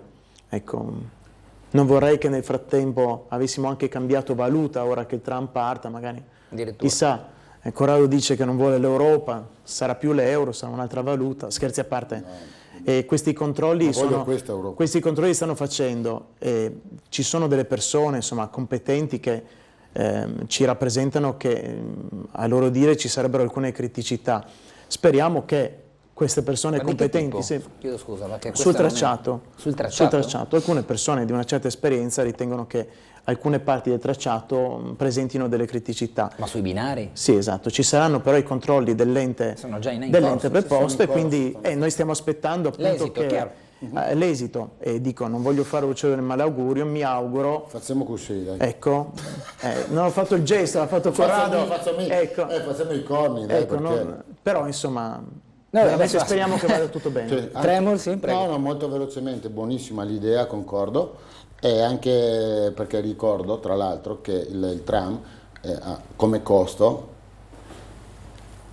è sempre sotto, no? In perdita. Okay? Cioè è un servizio che costa. È un servizio così di quello che so io, qualcuno mi correggerà poi se sbaglio, quindi per cui ben venga come iniziativa, anche perché il transit tram e sono anche uno di quei che non vedi l'ora che riparti. E boh. Quindi il biglietto sarebbe da fare presso i due capolinea, fondamentalmente. Cioè se vuoi fare un biglietto turistico, oppure convenzionato con gli alberghi. O con gli alberghi, o con le agenzie. Si potrebbero dotare, chi attualmente vende i biglietti dell'autobus, li si potrebbe dotare di un biglietto turistico facilmente. Penso che sia una cosa che logisticamente è molto facilmente realizzabile. Agile da realizzare. Telefonata, poi pubblicità, buongiorno. Buongiorno a lei, buongiorno, sono Elisabetta. Ci dica. Buongiorno. Buongiorno. Allora io volevo dire riguardo appunto alla dichiarazione dell'onorevole Lollobrigida, e lui ha detto una cosa giusta, perché tutti dicono al lupo, e adesso si sta attuando un cambiamento, una rivoluzione etnica. Quello che io ho più paura, che non solo se la rivoluzione sarà etnica, sarà anche etica, e quello, guardi, io non mi stancherò di dire che l'Europa sta facendo, cos'è l'Europa? È una creatura del capitalismo americano e questo è anche un dato di fatto. Bisogna dire le cose come stanno. L'Africa faceva gola negli anni 20, non mi stancherò di dire col progetto Calergi, no?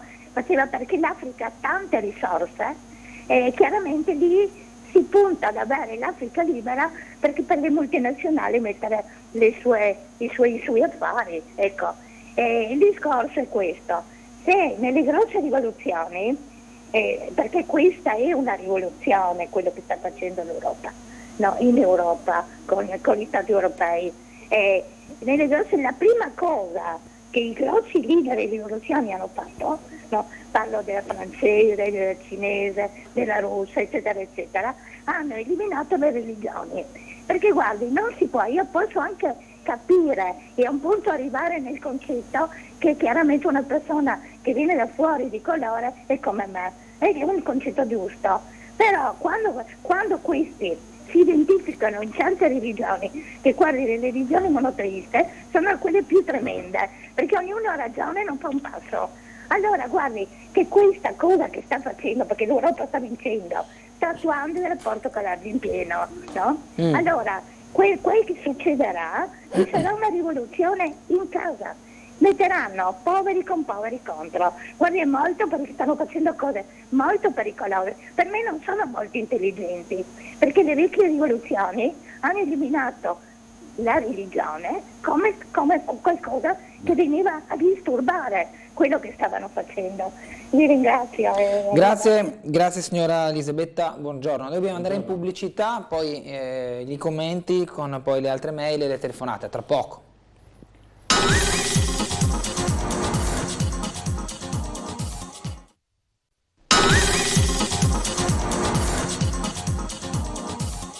Riprendiamo la nostra diretta, devo dire che la telefonata della signora ha scatenato un attimo di, non dibattito, perché qua si sta parlando in maniera molto composta e vedo anche molto condivisa, sento anche molto condivisa sui riflessi che l'immigrazione ha e la gestione che gli stati stanno attuando, in Europa parliamo perché qua siamo, su quello che è la situazione attuale al TIN. Cioè un'accoglienza, un'emergenza, un tessuto anche che si mescola in religione, in etnia, più che altro, come si è soliti dire, è un processo che va governato e che non deve in qualche modo mettere nelle condizioni i paesi di subirlo in maniera inerme. Sì, è un discorso molto complesso, sì, perché la signora... Io non condivido alcuni ragionamenti, alcuni passaggi che la signora ha fatto, ma metteva insieme capitalismo americano, multinazionali, religioni.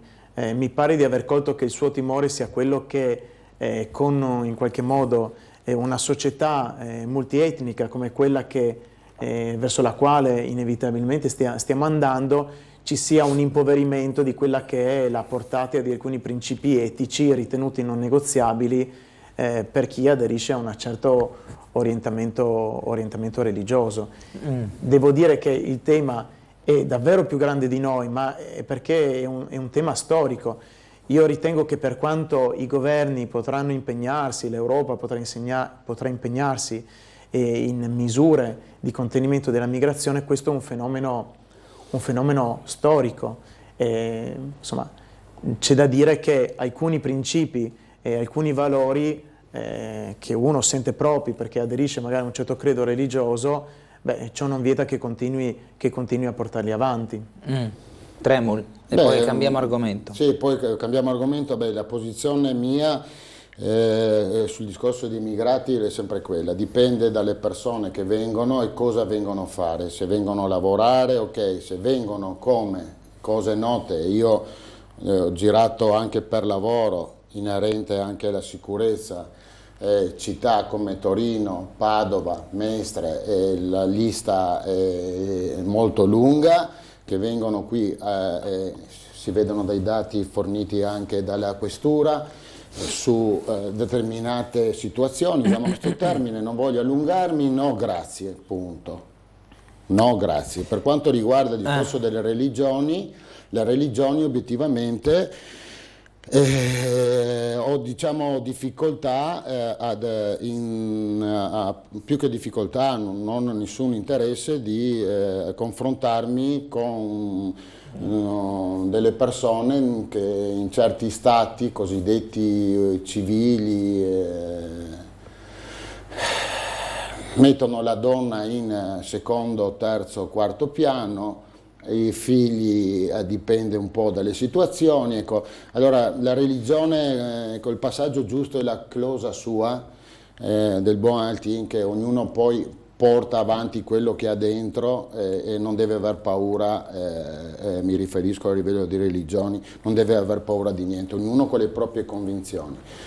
Poi ci sono delle realtà, ecco, che io ho una grossissima difficoltà, perché per me, io ho sempre visto la famiglia in un certo modo, non sono uno che va in chiesa ogni domenica, tanto per essere inteso, e ho delle difficoltà soprattutto, come ho detto prima, nei comportamenti nei confronti delle donne, quando vedo ad esempio, non so, delle donne che vanno a combattere con tanto di Kalashnikov per difendere la propria terra, e vedo invece qualcuno che non scappa dalla guerra. Ce ne sono stati che scappavano dalla guerra, ma c'è un discorso economico e vengono qua e lasciano la famiglia a casa. Questa è una cosa che, per come sono fatto io, ho difficoltà, metto il mio limite, se però posso, io... poi dico una sì, parola. sì, assolutamente. Io resto a combattere per la mia patria, per la mia città, per il mio popolo, per la mia famiglia, ma la famiglia la metto al sicuro. Ma resto là. Ecco, dico solo questo e poi mi taccio. Poi le mie posizioni sono note, inutile che io non vado a fare discussioni, tutti sanno insomma come che la penso. Paltin, poi abbiamo la telefonata. Io penso che penso che mettersi nei panni degli altri sia molto difficile. Assolutamente. Io non mi sento di giudicare, come qualcuno ha fatto, le motivazioni per cui qualcuno si mette in mare e rischia la vita per arrivare da un'altra parte, ma evidentemente c'è una motivazione che ti spinge. E io non credo che la motivazione economica sia una motivazione che come dire, che non vada considerata. D'altra parte è la motivazione economica che in anni addietro ha spinto milioni di italiani a migrare verso altri luoghi e sappiamo, perché la storia ce lo insegna, che non venivamo accolti a braccia aperte. Quindi, ripeto, questo è un tema che fa parte della storia, che noi non siamo in grado di fermare, perché nemmeno se costruissimo i muri più alti e più spessi e più sicuri potremmo arginare questo fenomeno, perché è come svuotare l'acqua da una barca che sta mezza affondando con le mani. Non lo puoi fare, devi provare a governare questo fenomeno in altro modo, che è quello dell'integrazione, dell'accoglienza, dell'inclusione, della suddivisione degli oneri, no? del riconoscimento dei diritti, ma anche dell'applicazione delle leggi dello Stato. È una questione complessa, non mi sento di giudicare chi si sposta per una questione economica, perché ciascuno di noi credo abbia il legittimo diritto ed interesse di migliorare la propria condizione di vita. Quindi, insomma, su quello che dici tu, Corrado, sul fatto che i fondamentalismi, io credo in generale che i fondamentalismi e gli estremismi siano da condannare in ogni caso, in ogni ambito, in ambito politico, in ambito culturale, in ambito religioso. Su questo sono d'accordo con te. Poi su alcune questioni abbiamo delle visioni diverse. Quello che mi spiacerebbe è che si acquisca un'inimicizia, una versione che in questo momento vedo nei confronti delle persone che arrivano qua, perché è vero che è un fenomeno difficile, è vero che talvolta ci sono delle questioni complicate da gestire, ma è anche vero che, come dicevi anche tu, abbiamo a che fare con delle persone, quindi generalizzare e definire tutti delle scovazze, come qualcuno ha fatto prima con un intervento telefonico, ecco, da questo io mi sento di dissociarmi. Ma infatti per quello ho detto prima che bisogna vedere la realtà che ti arriva.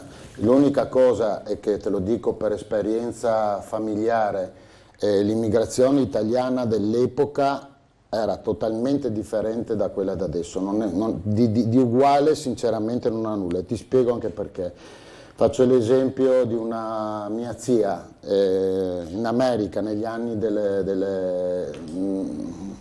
bisogna dirlo, nel dopoguerra, negli anni duri, quando si andava su, tu avevi dei controlli ferrei sul tuo arrivo, dovevi fornire un sacco di documentazione, dovevi specificare perché eri là. Faccio l'esempio terra a terra, poi posso alzare, se vuoi ti dico che anche la gente dimentica che per il periodo della guerra gli italiani che erano andati prima, perché sono due grossi flussi, prima della seconda guerra mondiale e poi dopo. Quelli che sono andati prima, durante la guerra mondiale, sono stati anche rinchiusi, perché come venivano visti gli italiani? Ecco, allora, per quello dico, ma come sono stati visti gli istriani quando sono andati a Bologna? Là non voglio toccare l'argomento perché là era cosa di, anche là di famiglia. Ma anche però, qui a Trieste. Però per dire, il problema alla base è sempre quello, secondo me. Bisogna vedere cosa vieni a fare qua.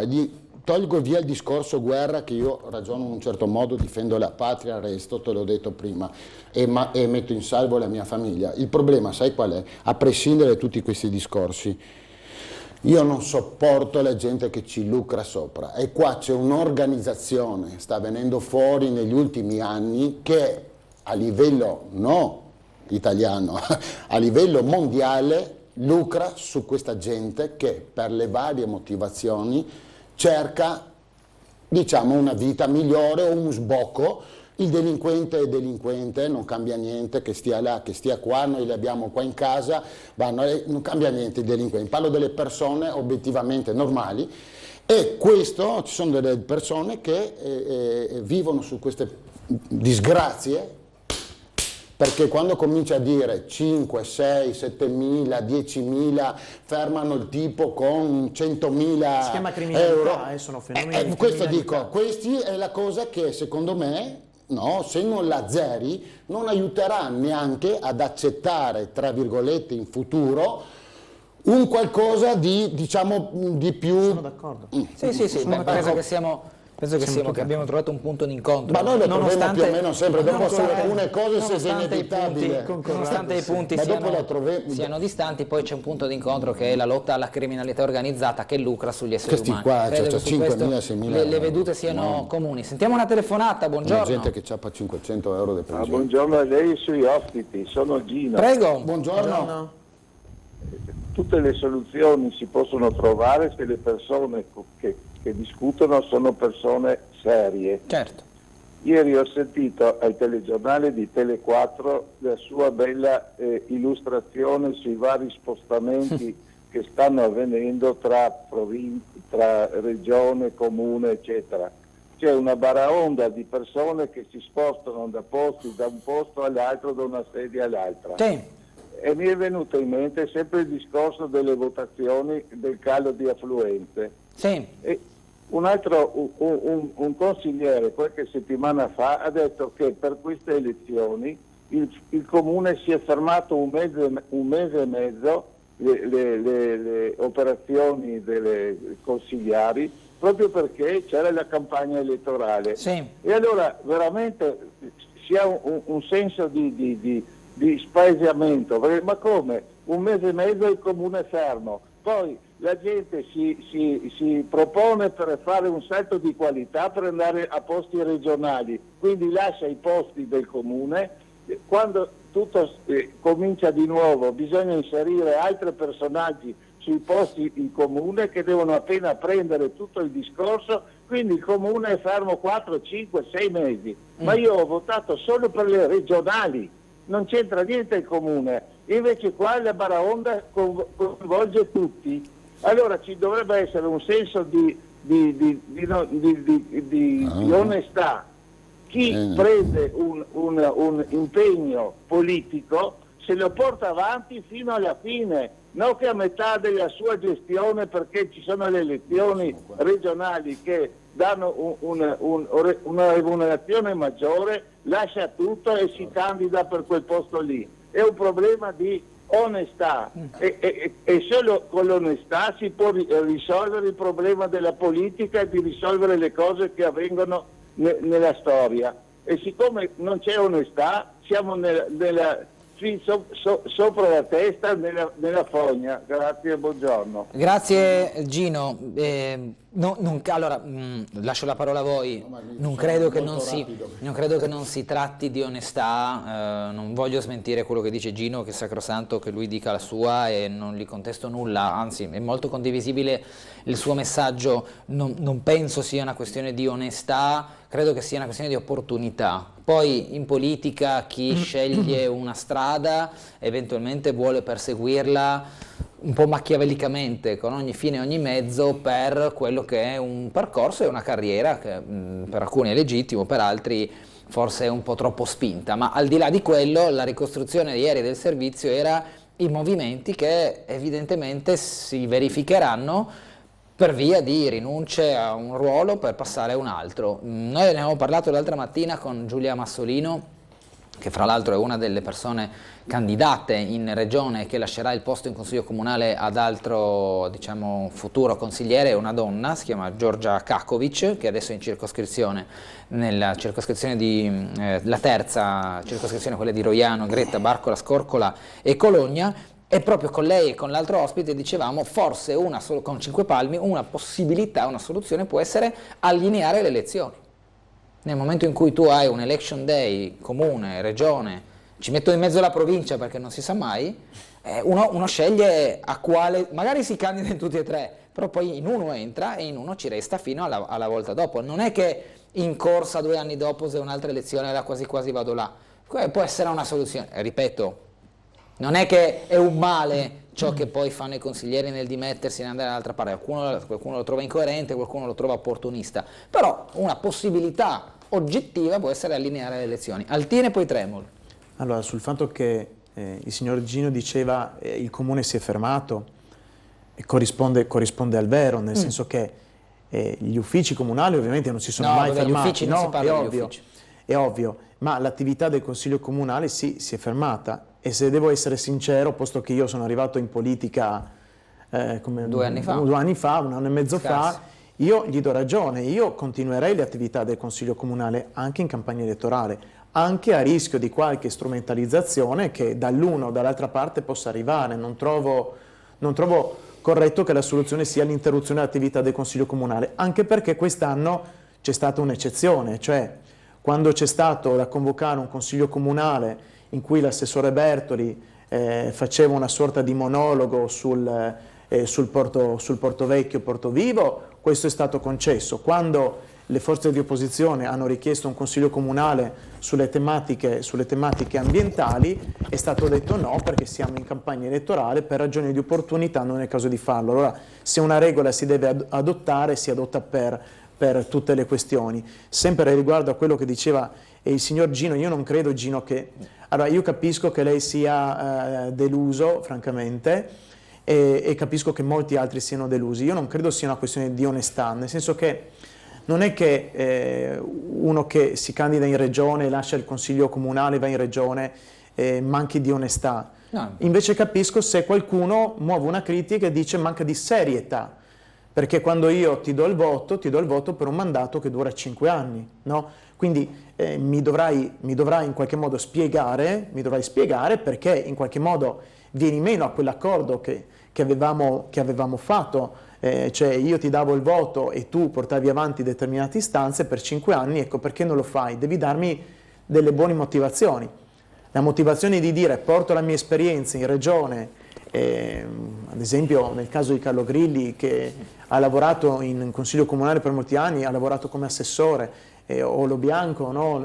Nello stesso modo persone che hanno fatto quasi, Michele ha fatto 24 anni d'aula, non lo so, e l'assessore Grilli ha fatto più di una decina d'anni come assessore, io posso anche comprendere che ci sia, come dire, un contributo, un apporto da portare in regione. Sì, questo, certo. Quello che francamente io non capisco e lo trovo... non mi viene un aggettivo che non sia troppo spinto, ma trovo scorretto, trovo il fatto che ci sono alcune figure in Consiglio Comunale che ricoprono molti incarichi, cioè c'è chi fa il consigliere comunale ma fa anche l'assessore, addirittura fa anche il deputato, c'è un assessore che è anche un sottosegretario della Repubblica, e poi lo vediamo perché è naturale che spesso e volentieri in aula non ci sia. Questo io trovo francamente poco serio. Io credo che se si ricopre il ruolo di sottosegretario, ma mi viene da dire che naturalmente non si possa fare l'assessore all'urbanistica, e non a caso adesso quell'assessorato passa a Babuder, mentre al sottosegretario passa il decentramento, sicuramente molto meno oneroso come assessorato. Ma mi viene da dire che sono cose che spontaneamente, che naturalmente verrebbero da fare.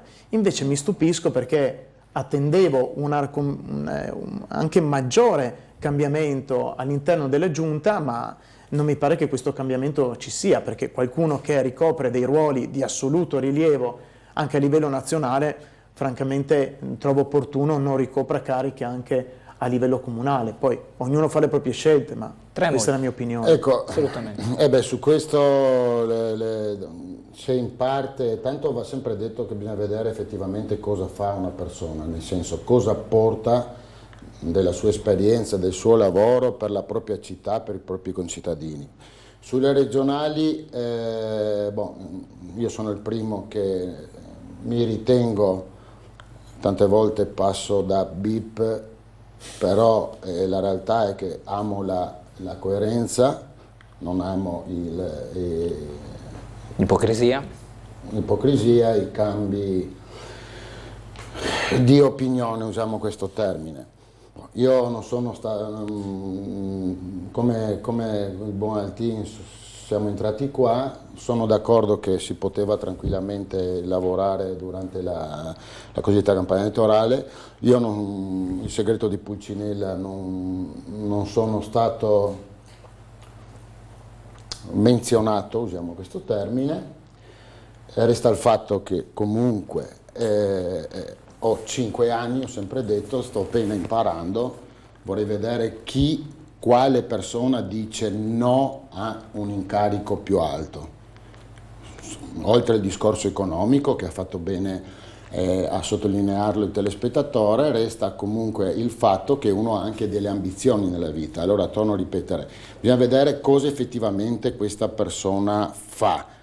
Se fa e continua come se era nel caso di Grilli o altri, indifferente, c'è anche Francesco che ha per esempio la doppia carica, perché ha fatto anche lui comunque una promessa. Io non ho questo tanto sulle doppie cariche, io baso su quello che effettivamente fa la persona, perché, e dopo mi taccio, perché noi, l'assessore Lodi, l'assessore Matteoni, parlo del partito di Fratelli d'Italia, chiaro. Nessuno potrà mai dire sull'atto di presenza e sulla anche lo riconosco all'assessore Matteoni, lo riconosco sull'atto di presenza. Io dico sempre, ecco, dopodiché si può discutere e dopodiché sono il primo a dire che se una persona non è in grado di fare non un incarico, manco 3, allora questo andrebbe rivisto. E l'altro, allora questo è un altro discorso, ripeto, però secondo me va portato questo, poi sta alla coscienza. Io ad esempio sinceramente io ho del tipo di idea anche comunque, perché in fin dei conti,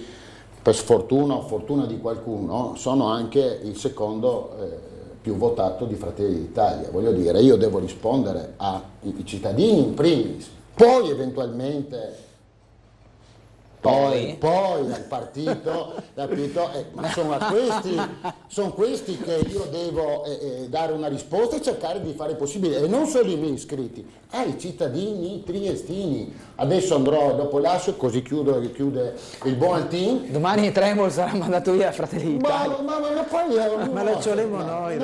Entra nella lista rossa. Ognuno si assume il problema. Io prima nei confronti dei cittadini e esigenze, e poi mi confronterò con chi la pensa differentemente da me. Non c'è nessun problema. Sentiamo un'altra. Sì, scusa, come a Servole andrò con Gabriele. Ok, per il cimitero, sì.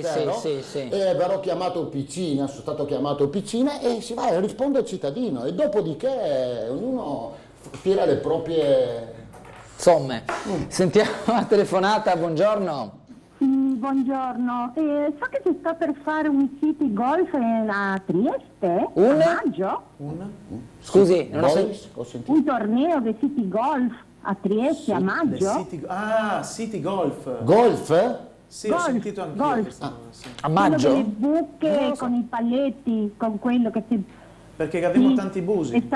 È stato così, è un evento per il turismo, così. Per quello è che in città ci sono tante buche sulle strade, per quello ha una ragione.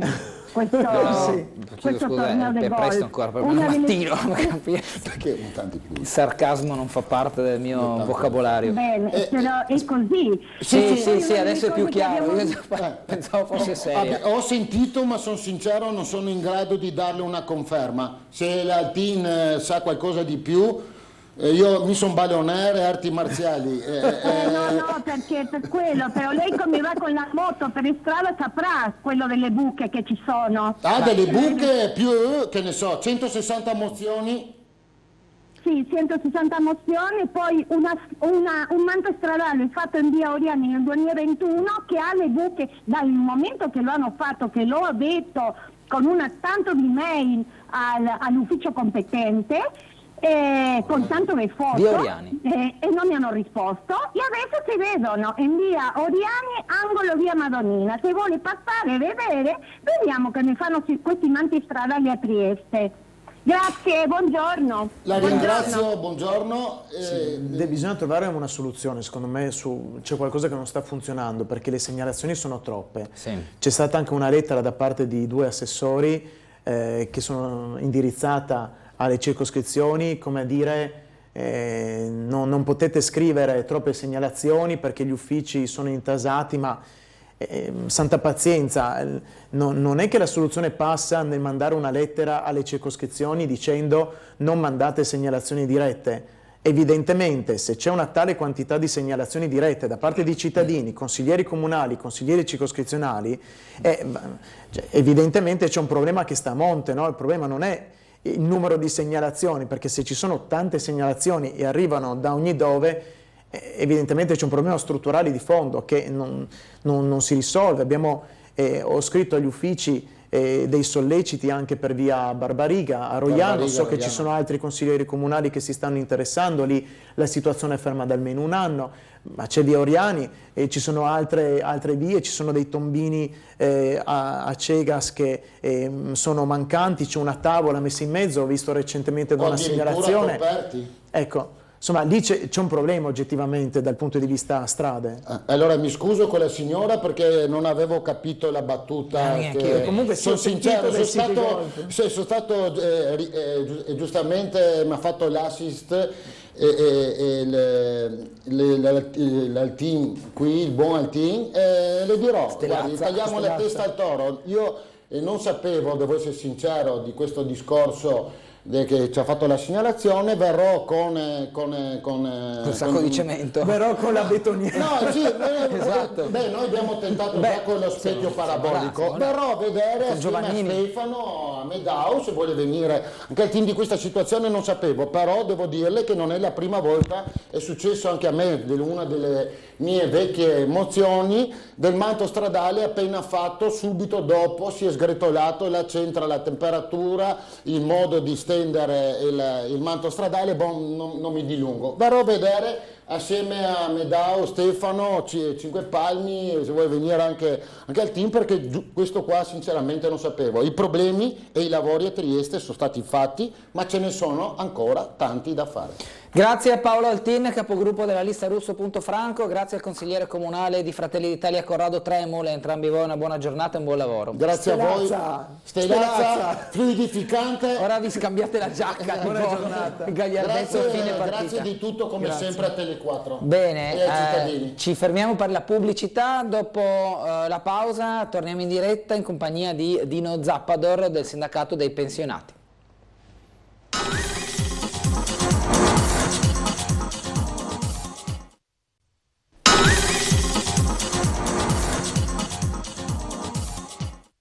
Torniamo in diretta con Sveglia a Trieste in compagnia di Dino Zappador del sindacato dei pensionati, ben ritrovato. Bene, buongiorno a te e a tutti i telespettatori, buongiorno a voi. Senta, adesso in pubblicità stavamo facendo un attimo di commento su quello che è stato il periodo post-elettorale in regione. Lei si occupa sì di pensionati ma anche molto di sanità. Sì. Su quell'aspetto, quello della salute, probabilmente ci si attende una serie di misure, di risposte, di anche soluzioni per problematiche le più varie, dalla carenza del personale alle liste d'attesa a tante altre questioni. Ultima in ordine di tempo, ma non nuova, nel senso che purtroppo si ripete da tempo, anche le aggressioni in ambito e in ambiente ospedaliero. Su questo siete, so, voi anche molto attenti. Sì. Allora, confermo, cioè, la tua domanda è molto importante, nel senso che anche dopo le elezioni, effettivamente io non è che davo a Riccardi direttamente la colpa essendo assessore diretto responsabile della sanità.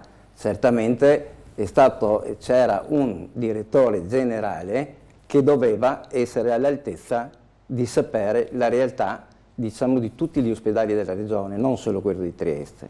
Con questo doveva mettere delle persone che all'inizio dell'anno dovevano sapere quante persone vanno via, quante dovevano essere sostituite, quante OS ha bisogno i vari reparti, quanti infermiere e quanti medici, e soprattutto il pronto soccorso. Questa qua è stata una mancanza enorme. Non so se adesso, dopo le elezioni, sarà un cambiamento. Io mi auspico di sì, perché noi diciamo giustamente la domanda che tu hai fatto, ci sono delle aggressioni, una cosa e l'altra, però bisogna vedere le persone come vengono accolte anche nell'azienda sanitaria. I medici sono stupendi, si danno da fare, inizia a dire. Però se c'è un medico o 2 medici nel pronto soccorso e tu hai 70, 80, 100 persone, effettivamente anche quello che sta male, il paziente, dopo 1 ora, 2 ore, 3 ore, 5 ore che si trova là, comincia a dare incandescenza, perché poi si parla di dipartimenti di cura, ecco, anche questioni mentali, certo, quindi, molto delicato, sicuramente. E questo comporta a varie reazioni. È condannabile sempre chi alza le mani, chi è attivista, quelle cose là, però diciamo che effettivamente dovrebbe essere una cosa un po' più veloce e analizzare la persona come viene nello sportello. Alla persona tu vieni accolta perché tu vai a catenare, ti portano, se vai soprattutto anche da solo, gli dai la tessera sanitaria, ti chiedono cosa hai, ti misurano la pressione, poi aspetti, la chiameremo codice bianco significa come minimo 5-6 ore, codice giallo vieni subito, hai la precedenza. Logicamente quelli col codice bianco tante volte purtroppo tutte le persone non sono uguali ai pazienti, sono esasperati anche magari delle ore o perdono il lavoro, hanno difficoltà sociali, non si sono reinserite bene nella società, ecco che purtroppo subentra la violenza, perché tanti non sanno ragionare e pensano che con la forza, con la violenza potranno risolvere il problema, però quella è una cosa insomma, diciamo decretabile. Certo, insomma. Ecco. Abbiamo una telefonata, buongiorno. Sì, un buongiorno a voi, Sergio qua. Prego. E niente, volevo domandare al sindacalista dei pensionati il perché i politici, diremo alla Camera e al Senato, hanno l'Istat e il cittadino non ha più niente. L'Istat, una volta c'era la scala mobile che adeguava la paga al caro della vita, oggi abbiamo un aumento esponenziale di tutto e di più. Le pensioni sono rimaste, sì, le hanno aumentate un pochino, ma non per recuperare assolutamente tutto il perso dal 1985, quando è stato abolita la scala mobile, e però io non riesco a capire se le leggi uguali per tutti, perché per i politici c'è l'Istat e ogni anno sia le regioni e il Parlamento ha un aumento notevole, quest'anno 1.000 euro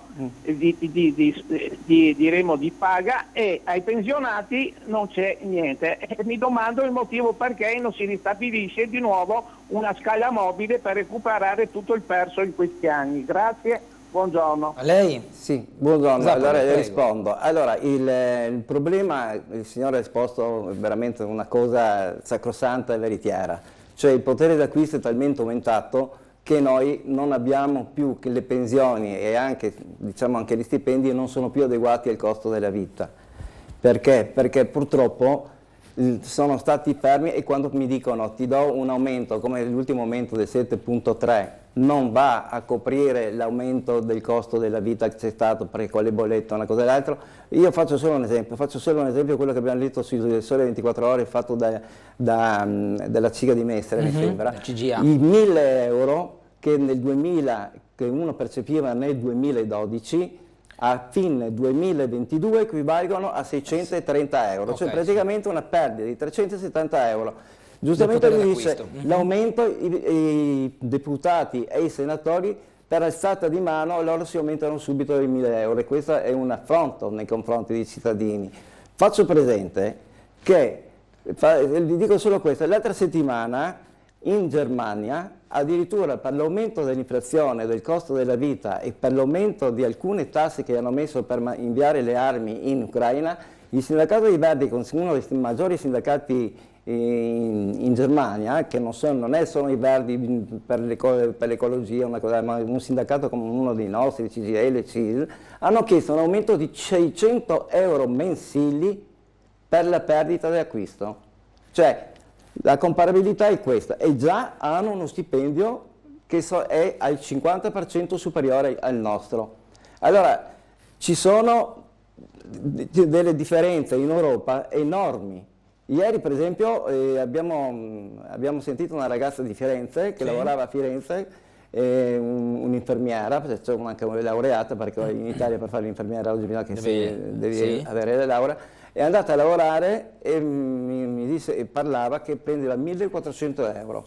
Ha lavorato un anno, non gli hanno aumentato neanche un centesimo, ha fatto un concorso in Europa, è andata a Bruxelles, è andato in Belgio, 2.400 euro con la benzina pagata o l'abbonamento, diciamo, del tram o del treno per arrivare al lavoro. In più un'assicurazione mondiale, se sta male una cos'altra o se fa un intervento che sbaglia, che lei è responsabile, anche questo tutto gratis, e ogni anno l'aumento direttamente in busta paga. Cioè nel settore medico in Italia dal 2019 al 2022 sono andate via 40.000 persone. Ed ecco per questo. A fronte di entrate minori? Sì, perché sono andati all'estero perché avevano maggiore facilità magari per fare carriera, logicamente percepivano uno stipendio molto più alto e sentivano più appagati delle loro vita, erano più motivati anche. Certo. No? Altra telefonata, poi dovremmo andare di nuovo in pubblicità. Buongiorno.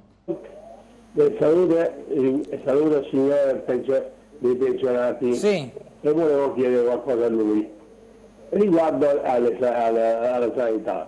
Cioè, la roba vergognosa, non si arriva a fare niente, nessuna visita, nessun controllo. Poi, tanto dopo una settimana mia moglie è andata ricoverata d'urgenza a Catinara, gli hanno trovato un tumore al fegato, un'emorragia interna all'addome e un tumore al fegato, avendo fatto gli esami più approfonditi. Ma si dà il caso che la sera prima era venuto il dottore a casa, ma il dottore dormiva forse. Ecco, va bene, questo lasciamo perdere. Poi riguardo invece mia moglie dopo 2 settimane è ricoverata a Catinara in terapia intensiva, è andata a Sant'Anna. Ecco. E quindi a questo punto siamo proprio, adesso presto andrò io e lui gli fa la compagnia al cimitero. Volevo dire un'altra cosa riguardo alle faccende delle pensioni. In Sicilia nell'arco di una notte si sono approvati la legge di aggiornamento degli indici STAT per tutti i politici della regione, e nella notte, così nessuno si accorgeva, 900 e più euro al mese, 900 e più euro al mese, penso che lei lo sappia, l'abbia sentito dire, no? Quindi dei cittadini normali non occorre niente, tanto io invece a gennaio mi pare, non voglio sbagliarmi perché posso anche sbagliarmi, perché il cedolino non te lo mandano più, non ti mandano niente, quindi io non arrivo ad andare lì all'Inps per farmelo fare e non si sa neanche che cosa sono. Mi sono arrivati 4 euro in più. 4 euro in più. E dico, ma non so neanche, devo dire la verità, non so neanche cosa sono. Solo che però mi sono cominciato a pensarci su, dico, ma 4 euro, cosa compro con 4 euro in più al mese? Neanche 3 4 euro, vado 3 volte a bere il caffè, bevo 3 caffè e dopo 27 giorni del mese guardo gli altri come bevi. È così o no? Non lo so che devo fare. Ecco. Allora spallano e spallano. Aumentiamo di qua, aumentiamo di qua, la fame stiamo aumentando, la fame. Grazie Antonio. Condoglianze, che se ho capito bene purtroppo è andata velocemente male per la persona che le stava a fianco. Zappa, dobbiamo andare in pubblicità, ricominciamo subito da qui fra poco. Ma questo è...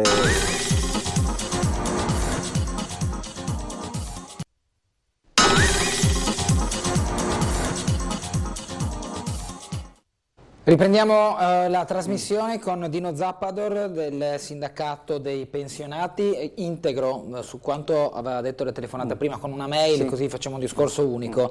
Chi ci scrive riporta quanto segue: buongiorno, mio marito è morto a 58 anni prima di essere in pensione, mi sono rivolta a un patronato per fare la richiesta di reversibilità, da gennaio ad adesso non ho avuto nessuna risposta dall'INPS.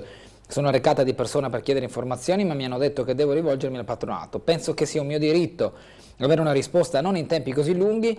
Io devo vivere e mangiare e pagare le utenze. Il patronato ha provato varie volte a chiamare, ma non ha mai risposto nessuno. Cosa mi consiglia suo ospite? Così dopo affrontiamo anche quanto prima. A questo punto qua, signora, adesso non so che patronato che lei è andata, però il patronato dovrebbe avere una risposta, perché se c'è un ritardo per una verifica sui contributi, una cosa o l'altra, dovrebbero avvisarla. Però io le consiglio di andare direttamente all'INPS, lei fa il 06 164 164, lei prende un appuntamento, le daranno un appuntamento, e penso di solito sono anche veloci su questo punto, e prendere un appuntamento direttamente con un dirigente dell'INPS qui a Trieste, e vedrà che le sapranno dare delle illustrazioni in merito. Quanto invece prima della pubblicità abbiamo sentito dalla telefonata, rimarcava il problema di una mancata prevenzione. Sì, ecco, e questo significa appunto quello che abbiamo parlato tante volte, purtroppo i ritardi delle visite specialistiche. Tu non puoi dare una visita specialistica, e soprattutto se hai un'impegnativa fatta dal medico con una certa urgenza, a trascinarla avanti 6 mesi, un anno e mezzo, come succede tante volte.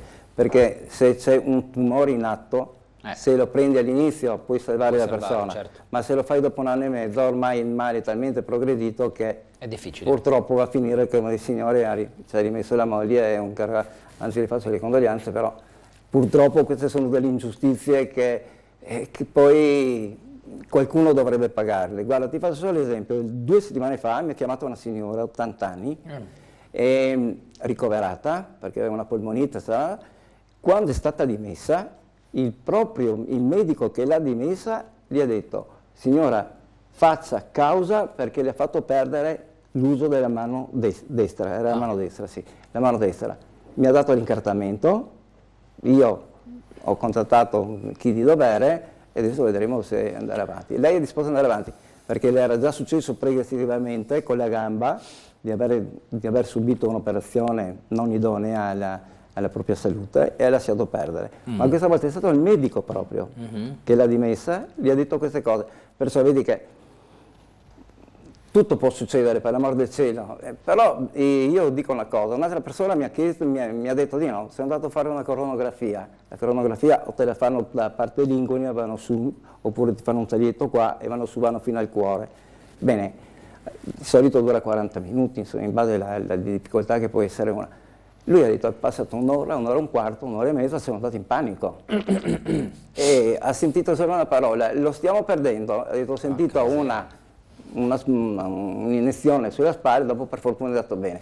Ma dopo si è infermato e gli hanno chiesto scusa e gli hanno detto: sai, questa era la prima volta che faceva questa ragazza. Ma io dico: se è la prima volta, però sarà uno che ha una certa esperienza.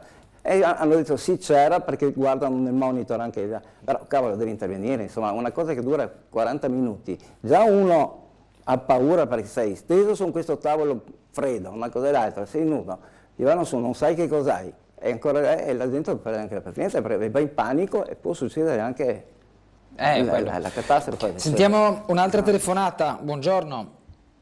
Pronto, buongiorno, sono io che ho scritto la mail e volevo dire, sì, come ha detto il suo ospite, io sono andata giù per prendere un appuntamento di persona, a parte che non sono per niente gentile, ho fatto 1 ora e mezza di fila e non funzionavano i numeri, non funzionava nulla. E quando ho chiesto a quello dello sportello se poteva darmi un appuntamento appunto per questo problema, lui molto maleducatamente mi ha risposto che se io sono gestita praticamente da un patronato non posso chiedere informazioni e che devo rivolgermi al patronato. Però se al patronato non rispondono, a me non mi danno l'appuntamento, cioè praticamente queste carte rimangono là ferme. E io cosa devo fare? Cioè, nel senso, comunque i contributi erano già stati conteggiati e mandati dal patronato, perché lui poco prima di morire non so se si vede, se la sentiva, aveva fatto tutto, quindi è stato mandato tutto. Il problema è che secondo me per avere una risposta se sì o no, che tra l'altro essendo morto anche parecchio giovane, non è che la mia pensione, non avendo figli, è del 60%, su 700 e qualcosa verranno 400 euro, non ha importanza, comunque io devo pagare le mie cose, anche se adesso ho il reddito di cittadinanza, che tra l'altro io non volevo mai far domanda ma sono stata costretta, per un problema di salute non posso lavorare, quindi molto probabilmente me lo toglieranno, però io devo comunque mangiare, penso sia un mio diritto chiedere insomma una risposta all'INPS, che non vuole darmi evidentemente, perché se l'appuntamento non me lo danno, al patronato non rispondono, cioè non so, ho sentito parlare di gente che ha aspettato addirittura un anno, io non posso permettermi di aspettare un anno. Ecco, era solo per puntualizzare di come mi sono mossa. E naturalmente loro hanno detto che a me l'appuntamento non lo danno perché io sono gestita da un patronato. Ecco, volevo solo informarla di questo. Grazie, buongiorno. Sì, questa è la prassi che fanno, che danno le risposte generali, no? Dicono se lei si è rivolta al patronato, il patronato dovrebbe rispettare, però io posso dirti una cosa, che addirittura sto aspettando delle risposte del giugno dell'altro anno, però questa persona per fortuna sta lavorando e deve andare in pensione, dovrebbe andare quest'anno. Nel caso della signora, torno a ripetere, è una cosa un po' anomala, perché di solito quando diciamo c'è la reversibilità una volta fatti i conteggi una cosa e l'altra dovrebbero essere automaticamente, dopo un mese, 2 mesi il massimo dovrebbero arrivare. Signora, l'unica cosa che le posso dire è provi a chiamare Roma, il 06 164 164, le spiega, le chiederanno logicamente i dati suoi e di suo marito, che una volta che gli darà il nome loro vedranno direttamente sul computer e le daranno un appuntamento qua a Trieste e lei vada giù a spiegare il suo motivo per velocizzare la cosa. Penso che senz'altro le risponderanno su questo punto qua. Altre mail che si rifanno anche agli ospiti che avevamo in precedenza. Buongiorno, sicuramente non è il massimo vedere consiglieri comunali e regionali che cambiano ruoli, una persona eletta dovrebbe finire il proprio mandato, questa è l'opinione di una telespettatrice, che poi è anche un aspetto che abbiamo visto influisce sull'attenzione e l'interesse che le persone hanno nei confronti della politica, perché sembra poi che poi la politica fa quello che gli pare. No, è vero. Allora, come è arrivata questa email, tantissime persone si sono rivolti, cioè quando parlando così si sono rivolte come lei, nel senso che giustamente le persone dicono sì, d'accordo, uno fa la politica, però insomma sei già magari un assessore in comune, hai già uno stipendio abbastanza discreto, perché vuoi andare in regione? C'è palese, insomma, non voglio dire tutti perché sono persone serie, non bisogna mai parlare male del prodotto, però forse appunto per la remunerazione, sono 5.000 euro al mese di differenza, e con 5.000 euro al mese in più ti cambia abbastanza la vita, diciamo lo stesso. Questo ha ragione la signora, io dico quando uno prende un impegno dovrebbe finirlo, poi una volta finito il tuo mandato se hai fatto bene ti riproponi, effettivamente hai tutte le garanzie per essere presentato e anche per essere rieletto magari in regione oppure prossimamente che avremo anche la provincia. Purtroppo le persone non vanno a votare perché vedono, per esempio qua a Trieste noi abbiamo 2 deputati, uno è stato eletto a Genova e uno a Napoli, non voglio fare i nomi perché non è bello fare i nomi, però mi dicono, ma scusa un attimo Dino, ma quelli là cosa rappresentano? A Genova cosa va a rappresentare quella persona? Quell'altro a Napoli cosa va a rappresentare una persona che è stata 25 anni qua a Trieste con noi, si è portato avanti, ha fatto bene, ha fatto male, non si sa, ma perché? Perché c'è una legge elettorale soprattutto in campo nazionale che non è giusto, ma non so neanche se costituzionalmente potrebbero farla, perché l'hanno fatto un decreto a parte per fare quella legge, perché una segreteria fa i nomi di quelli che vogliono loro, certo. Mentre la Costituzione dice che il popolo è sovrano, è il popolo che dovrebbe eleggere il tuo rappresentante di zona. Sì, non un listino bloccato. Non una lista bloccata. E qua effettivamente è una cosa che scoraggia la gente, perché dice questo qua, certo. Qua è stato, non conosce magari neanche Napoli, l'altro non conosce neanche Genova, e cosa rappresenta? Chi rappresenta? Il triestino, se viene qua uno da Roma, cosa gli vai a chiedere? Quando viene a Trieste a incontrare i propri cittadini che l'ha votato? Perché qua nessuno l'ha votato, ha votato una lista, e perciò la politica poi succede in campo nazionale, i disastri sulla sanità, sulle industrie, sugli investimenti, tutto questo perché quelli che sono a Roma non rappresentano effettivamente il territorio dei paesi e delle città. Andiamo in pubblicità nuovamente, sono le 9:30, ci rivediamo tra qualche minuto.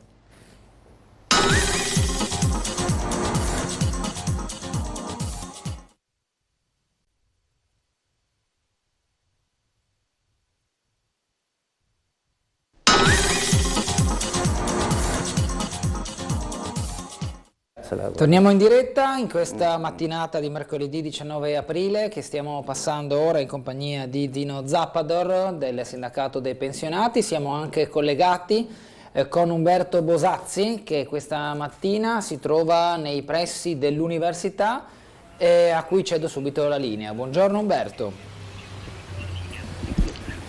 Buongiorno Bernardo, buongiorno al tuo ospite, buongiorno ai telespettatori. Come potete vedere, come tu stesso hai detto, noi ci troviamo nella via che praticamente corre parallela a via Valerio, via del Prato. Via del Prato è una strada che è stata in tempi relativamente recenti, diciamo così, caratterizzata dalla risistemazione di alcuni alloggi ATER e appunto è una strada tipica. Molte sono anche le persone che invece con questioni universitarie poco hanno a che fare. Qual è il problema di questa zona? Diversamente da quanto abbiamo raccontato in altre circostanze, questa zona è servitissima dagli autobus. Ce ne sono parecchi, c'è la linea 4, c'è la linea 17, c'è la 17 Barrata, c'è la linea 51 che ha sostituito, diciamo così, la linea 39.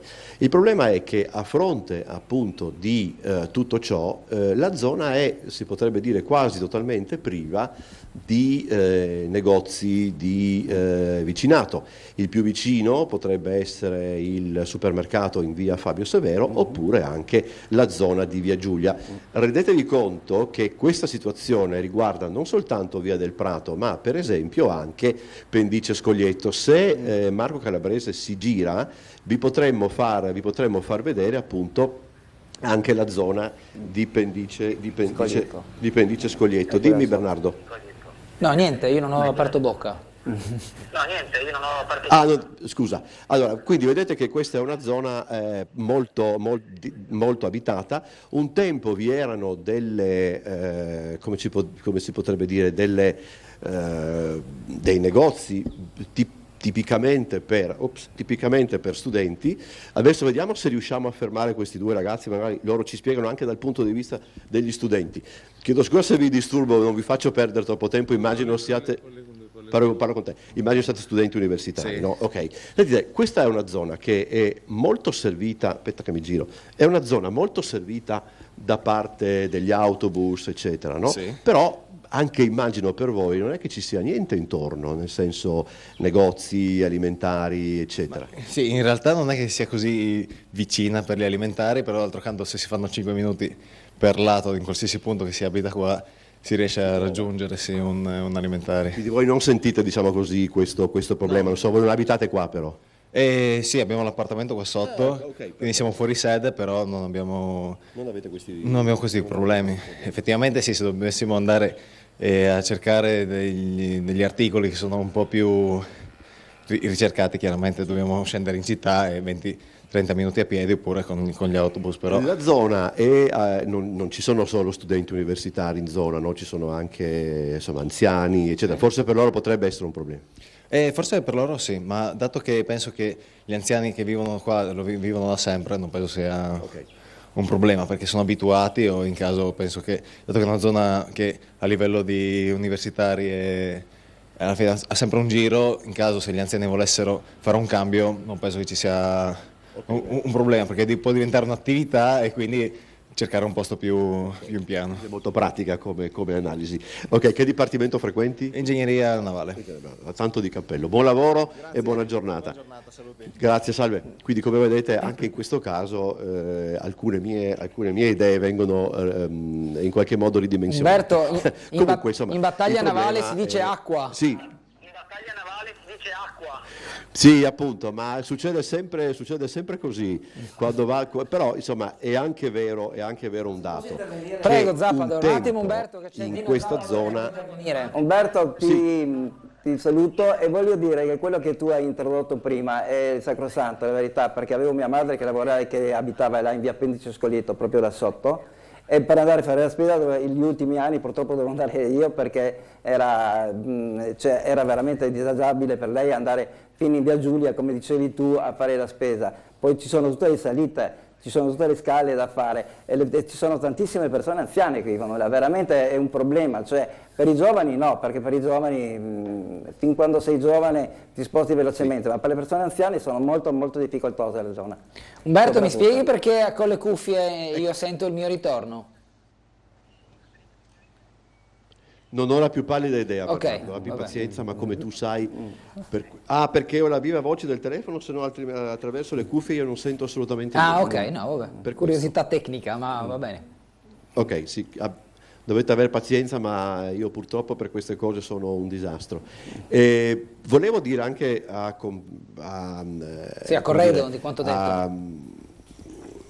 Per corroborare quello che ha detto Zappador, che il problema è dipende anche dal fatto che pure nelle zone vicine c'è stato una desertificazione commerciale piuttosto importante. Via Cologna, la parte alta di Via Cologna, io ricordo fino a parecchio tempo fa c'era una latteria, c'era un negozio di alimentari, c'era un negozio di ortofrutticoli, c'era una macelleria, c'era una cartoleria. Credo che adesso sia rimasta soltanto la cartoleria e quindi per le persone che abitano appunto in zona le alternative sono due, o il Giulia, diciamo così, oppure via Fabio Severo. Per i giovani certamente non è un grosso problema.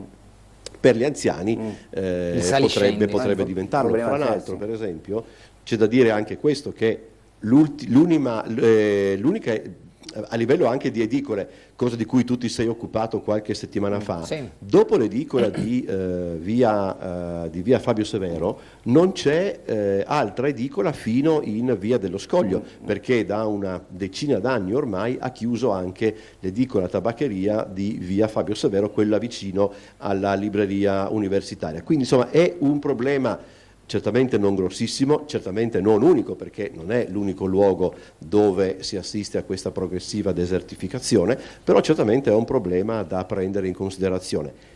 Ripeto, quello che è strano rispetto ad altri luoghi è appunto che si tratta di una zona servitissima per quanto riguarda i mezzi pubblici. Quindi diciamo potrebbe essere anche appetibile, sapendo che c'è un circuito universitario che spende, che vive diciamo a cicli di anni per frequentare l'università, e quindi verosimilmente ci si potrebbe aspettare una zona un poco più densa di tessuti commerciali e anche di piccola metratura, proprio sappiamo che lì ci sono le copisterie, ma per gioco forza perché c'è l'università, però come diceva Umberto Bosazzi, qualche alimentari, qualche altra rivendita di oggetti oppure qualche fornitore di servizi diverso dall'associazione università e appartamento potrebbe effettivamente affacciarsi, perché c'è un giro di persone. Sentiamo infatti Bernardo, sentiamo questa signora, se ha tempo un attimo. Signora, posso chiedere solo una cosa? Allora, sì, ma il mio cane che non è molto amico. Ah, ho capito. Figuriamoci, grazie, c'è un cane che... Ecco, abbiamo anche disturbato un cane, quindi veramente per me oggi la giornata comincia in maniera decisa. Com'è? No, niente, ho visto te che andavi con nonchalance in mezzo alla strada e la macchina che arrivava da dietro. Ma non ti preoccupare. No, quelle cose sto attento. Vediamo, insomma, saliamo un attimo Marco, vediamo se forse dalla propria zona piazzale Europa forse possiamo trovare qualcuno proprio di quelli che non sono universitari, perché appunto il problema alla lunga è quello, no? Vediamo un attimo. Sì. Qui tra l'altro effettivamente è una zona, come potete vedere, le case, gli edifici sono stati ristrutturati di recente anche esternamente, quindi insomma è una zona densissima dal punto di vista abitativo. Sì, ma se non ricordo male c'è soltanto un comprensorio che non è stato che rimane appunto, se non disabitato, comunque non rimesso a posto, quindi insomma da quel punto di vista siamo veramente messi bene. Qui non c'è nessuno, tanto per cambiare, oggi non è giornata, si vede. C'è soltanto la signora col cane di prima, ma non mi avvicino perché prima non mi sono neanche avvicinato, roba che mi sbrana. Com'è? Potevi inseguire quella persona in bici? Com'è? Ma mi sembra un docente, per dire la verità, quindi significa niente. Ma sono studenti, Bernardo, credo che risponderebbero ugualmente. Torniamo un attimo giù, vediamo se siamo un pochettino più... Così. No, ma ho la macchina parcheggiata qua, per cui non serve... Okay. No, oggi è una di quelle giornate che incominciano male, e pazienza, insomma. Quindi questa è la situazione. Tra l'altro, ma hai bisogno di appoggiare la cornetta all'orecchio, mi fa pensare che qualcosa sia andato storto, ma questo lo risolviamo dopo, insomma. Sì, questo è vero, questo farà parte di Missiot, immagino. C'è una signora davanti, un ragazzo, programma a cui io contribuisco. Sì, vediamo se il ragazzo che magari non ha... Scusa se ti interrompo mentre vai all'università. A lezione, no, lasciamo andare a lezione. C'è una signora, vediamo se riusciamo almeno a sentire questa signora. C'è un cane vicino, no? C'è un cane vicino, no? No. Oh, invece c'è una signora che ferma noi, siamo arrivati a questo. Adesso la trasmissione e godo andare via, perché non vi occupate gentilmente dell'autolavaggio 7/7, 24/24? Quello del un po' di mattina voglio versare le finestre, o alle 4 di mattina, alle 3 se voglio dormire sul divano letto in soggiorno, non posso neanche permettermi, oltre che avere il problema di qua fino alle 3 di mattina, in questo giardino qua del Drio con... Non posso dire. Okay. Allora, la signora fa riferimento a una cosa che aveva già sottolineato, se non mi sbaglio, durante il periodo del lockdown, no? Se sta bene che lo avevi chiuso 6 mesi, questo no, però chiuso, no? Indifferente, però sabato e la domenica, cavolo. Okay. Il problema è, lo ripeto io, il problema è... Anche minacciata, brava, questo... te ha telefonato. Allora, questo... Lasciamo, questa non è cosa che possiamo risolvere noi, comunque grazie noi soltanto possiamo, come dire, grazie, prendere in mano la sollecitazione, insomma, della signora che fa riferimento al fatto che l'autolavaggio funziona 24/24, 7/7 e questo può creare dei disagi, soprattutto per quanto concerne il rumore, specialmente nei mesi estivi, ecco, insomma, sì, quando le finestre sono aperte, eccetera. C'è invece un altro signore qua, volevo vedere se possiamo avvicinarlo senza disturbarlo. Posso disturbarla solo un attimo? Lei abita in zona? Qui. È una zona che è servita dagli autobus, questo è indubbio, però è una zona che dal punto di vista del commercio di vicinanza si sta desertificando. Zero.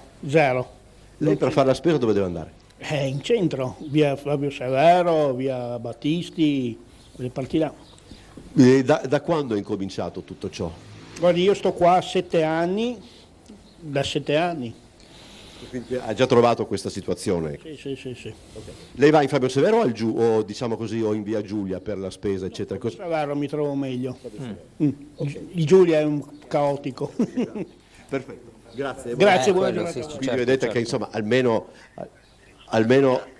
uno che mi dà ragione ho trovato. Vabbè, ma si sa che... questo è il problema, ecco, insomma.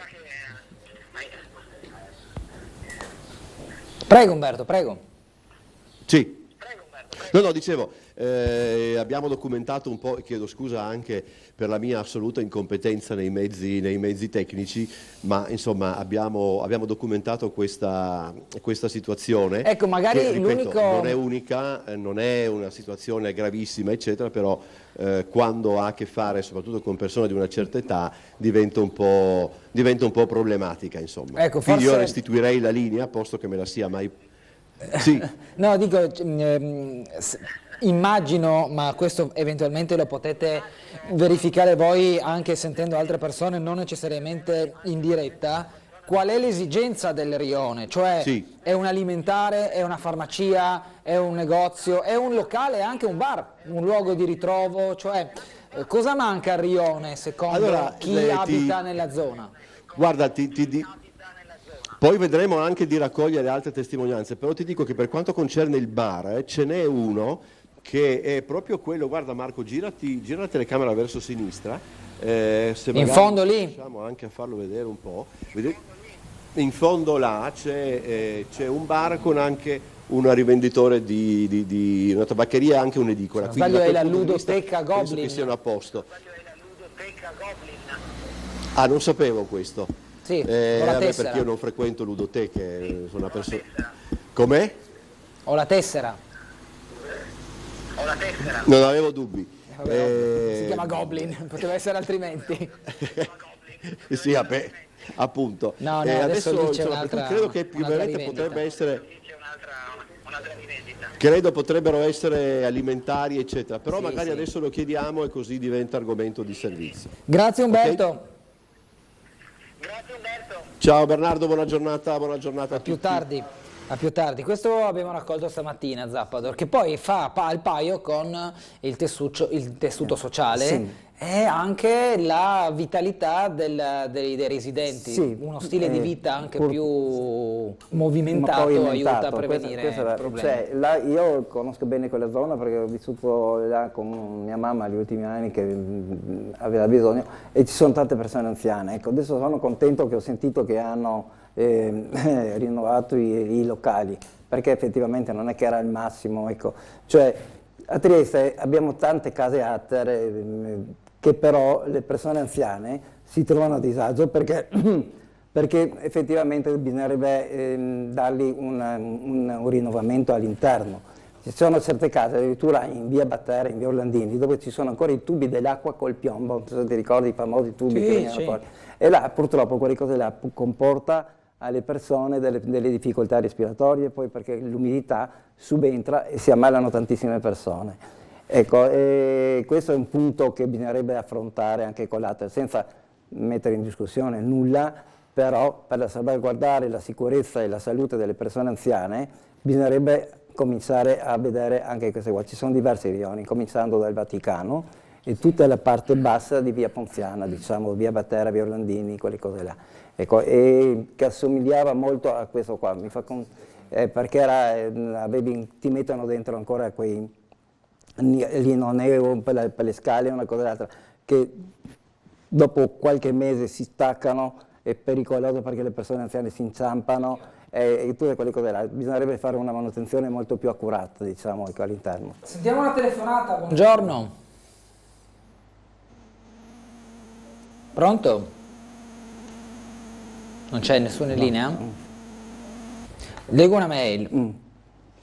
Ho usato ultimamente i bus e mi ero scordata quanta sia la difficoltà a mantenersi in piedi. Bisogna raggiungere l'uscita mentre il bus è ancora fermo alla fermata precedente. Gli scossoni, le curve e le frenate sono di continuo. Raggiungerla mentre in movimento e il bus è mezzo vuoto è veramente pericoloso. Mi pare che il parco autobus sia stato rinnovato da poco. È colpa degli autisti o è un problema meccanico? Ringrazio Renata. Il parco bus è uno dei più giovani d'Italia. Allora io devo dire una cosa, che la signora ha perfettamente ragione, nel senso che a noi che abbiamo, per esempio io sono anche presidente dell'Associazione per i diritti degli anziani, con il presidente Marzi non ci siamo ancora incontrati, che è il nuovo presidente della Trieste Trasporti, però precedentemente, quando c'era l'altro presidente, Lucarini, ci siamo incontrati diverse volte, avevamo fatto anche dei fogliettini, dei biglietti di visita sulla sua autorizzazione delle Trieste Trasporti,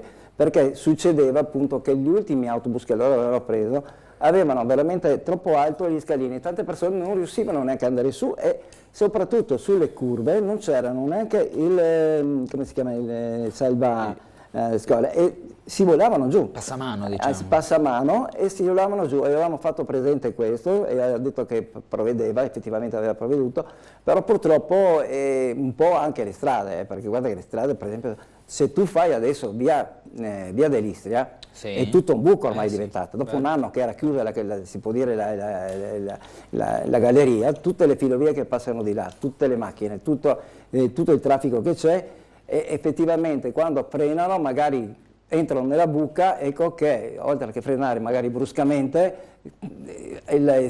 hai un blocco totale, e se non ti tieni bene si voli e ti fanno male. Delle persone anziane è pericolosissimo quel modo. Zappato, abbiamo 5 minuti, torno un po' nel suo, vado a leggere un articolo del Sole 24 Ore che è di oggi, un articolo di oggi della testata, un attimo che chiudo tutti i banner e vari.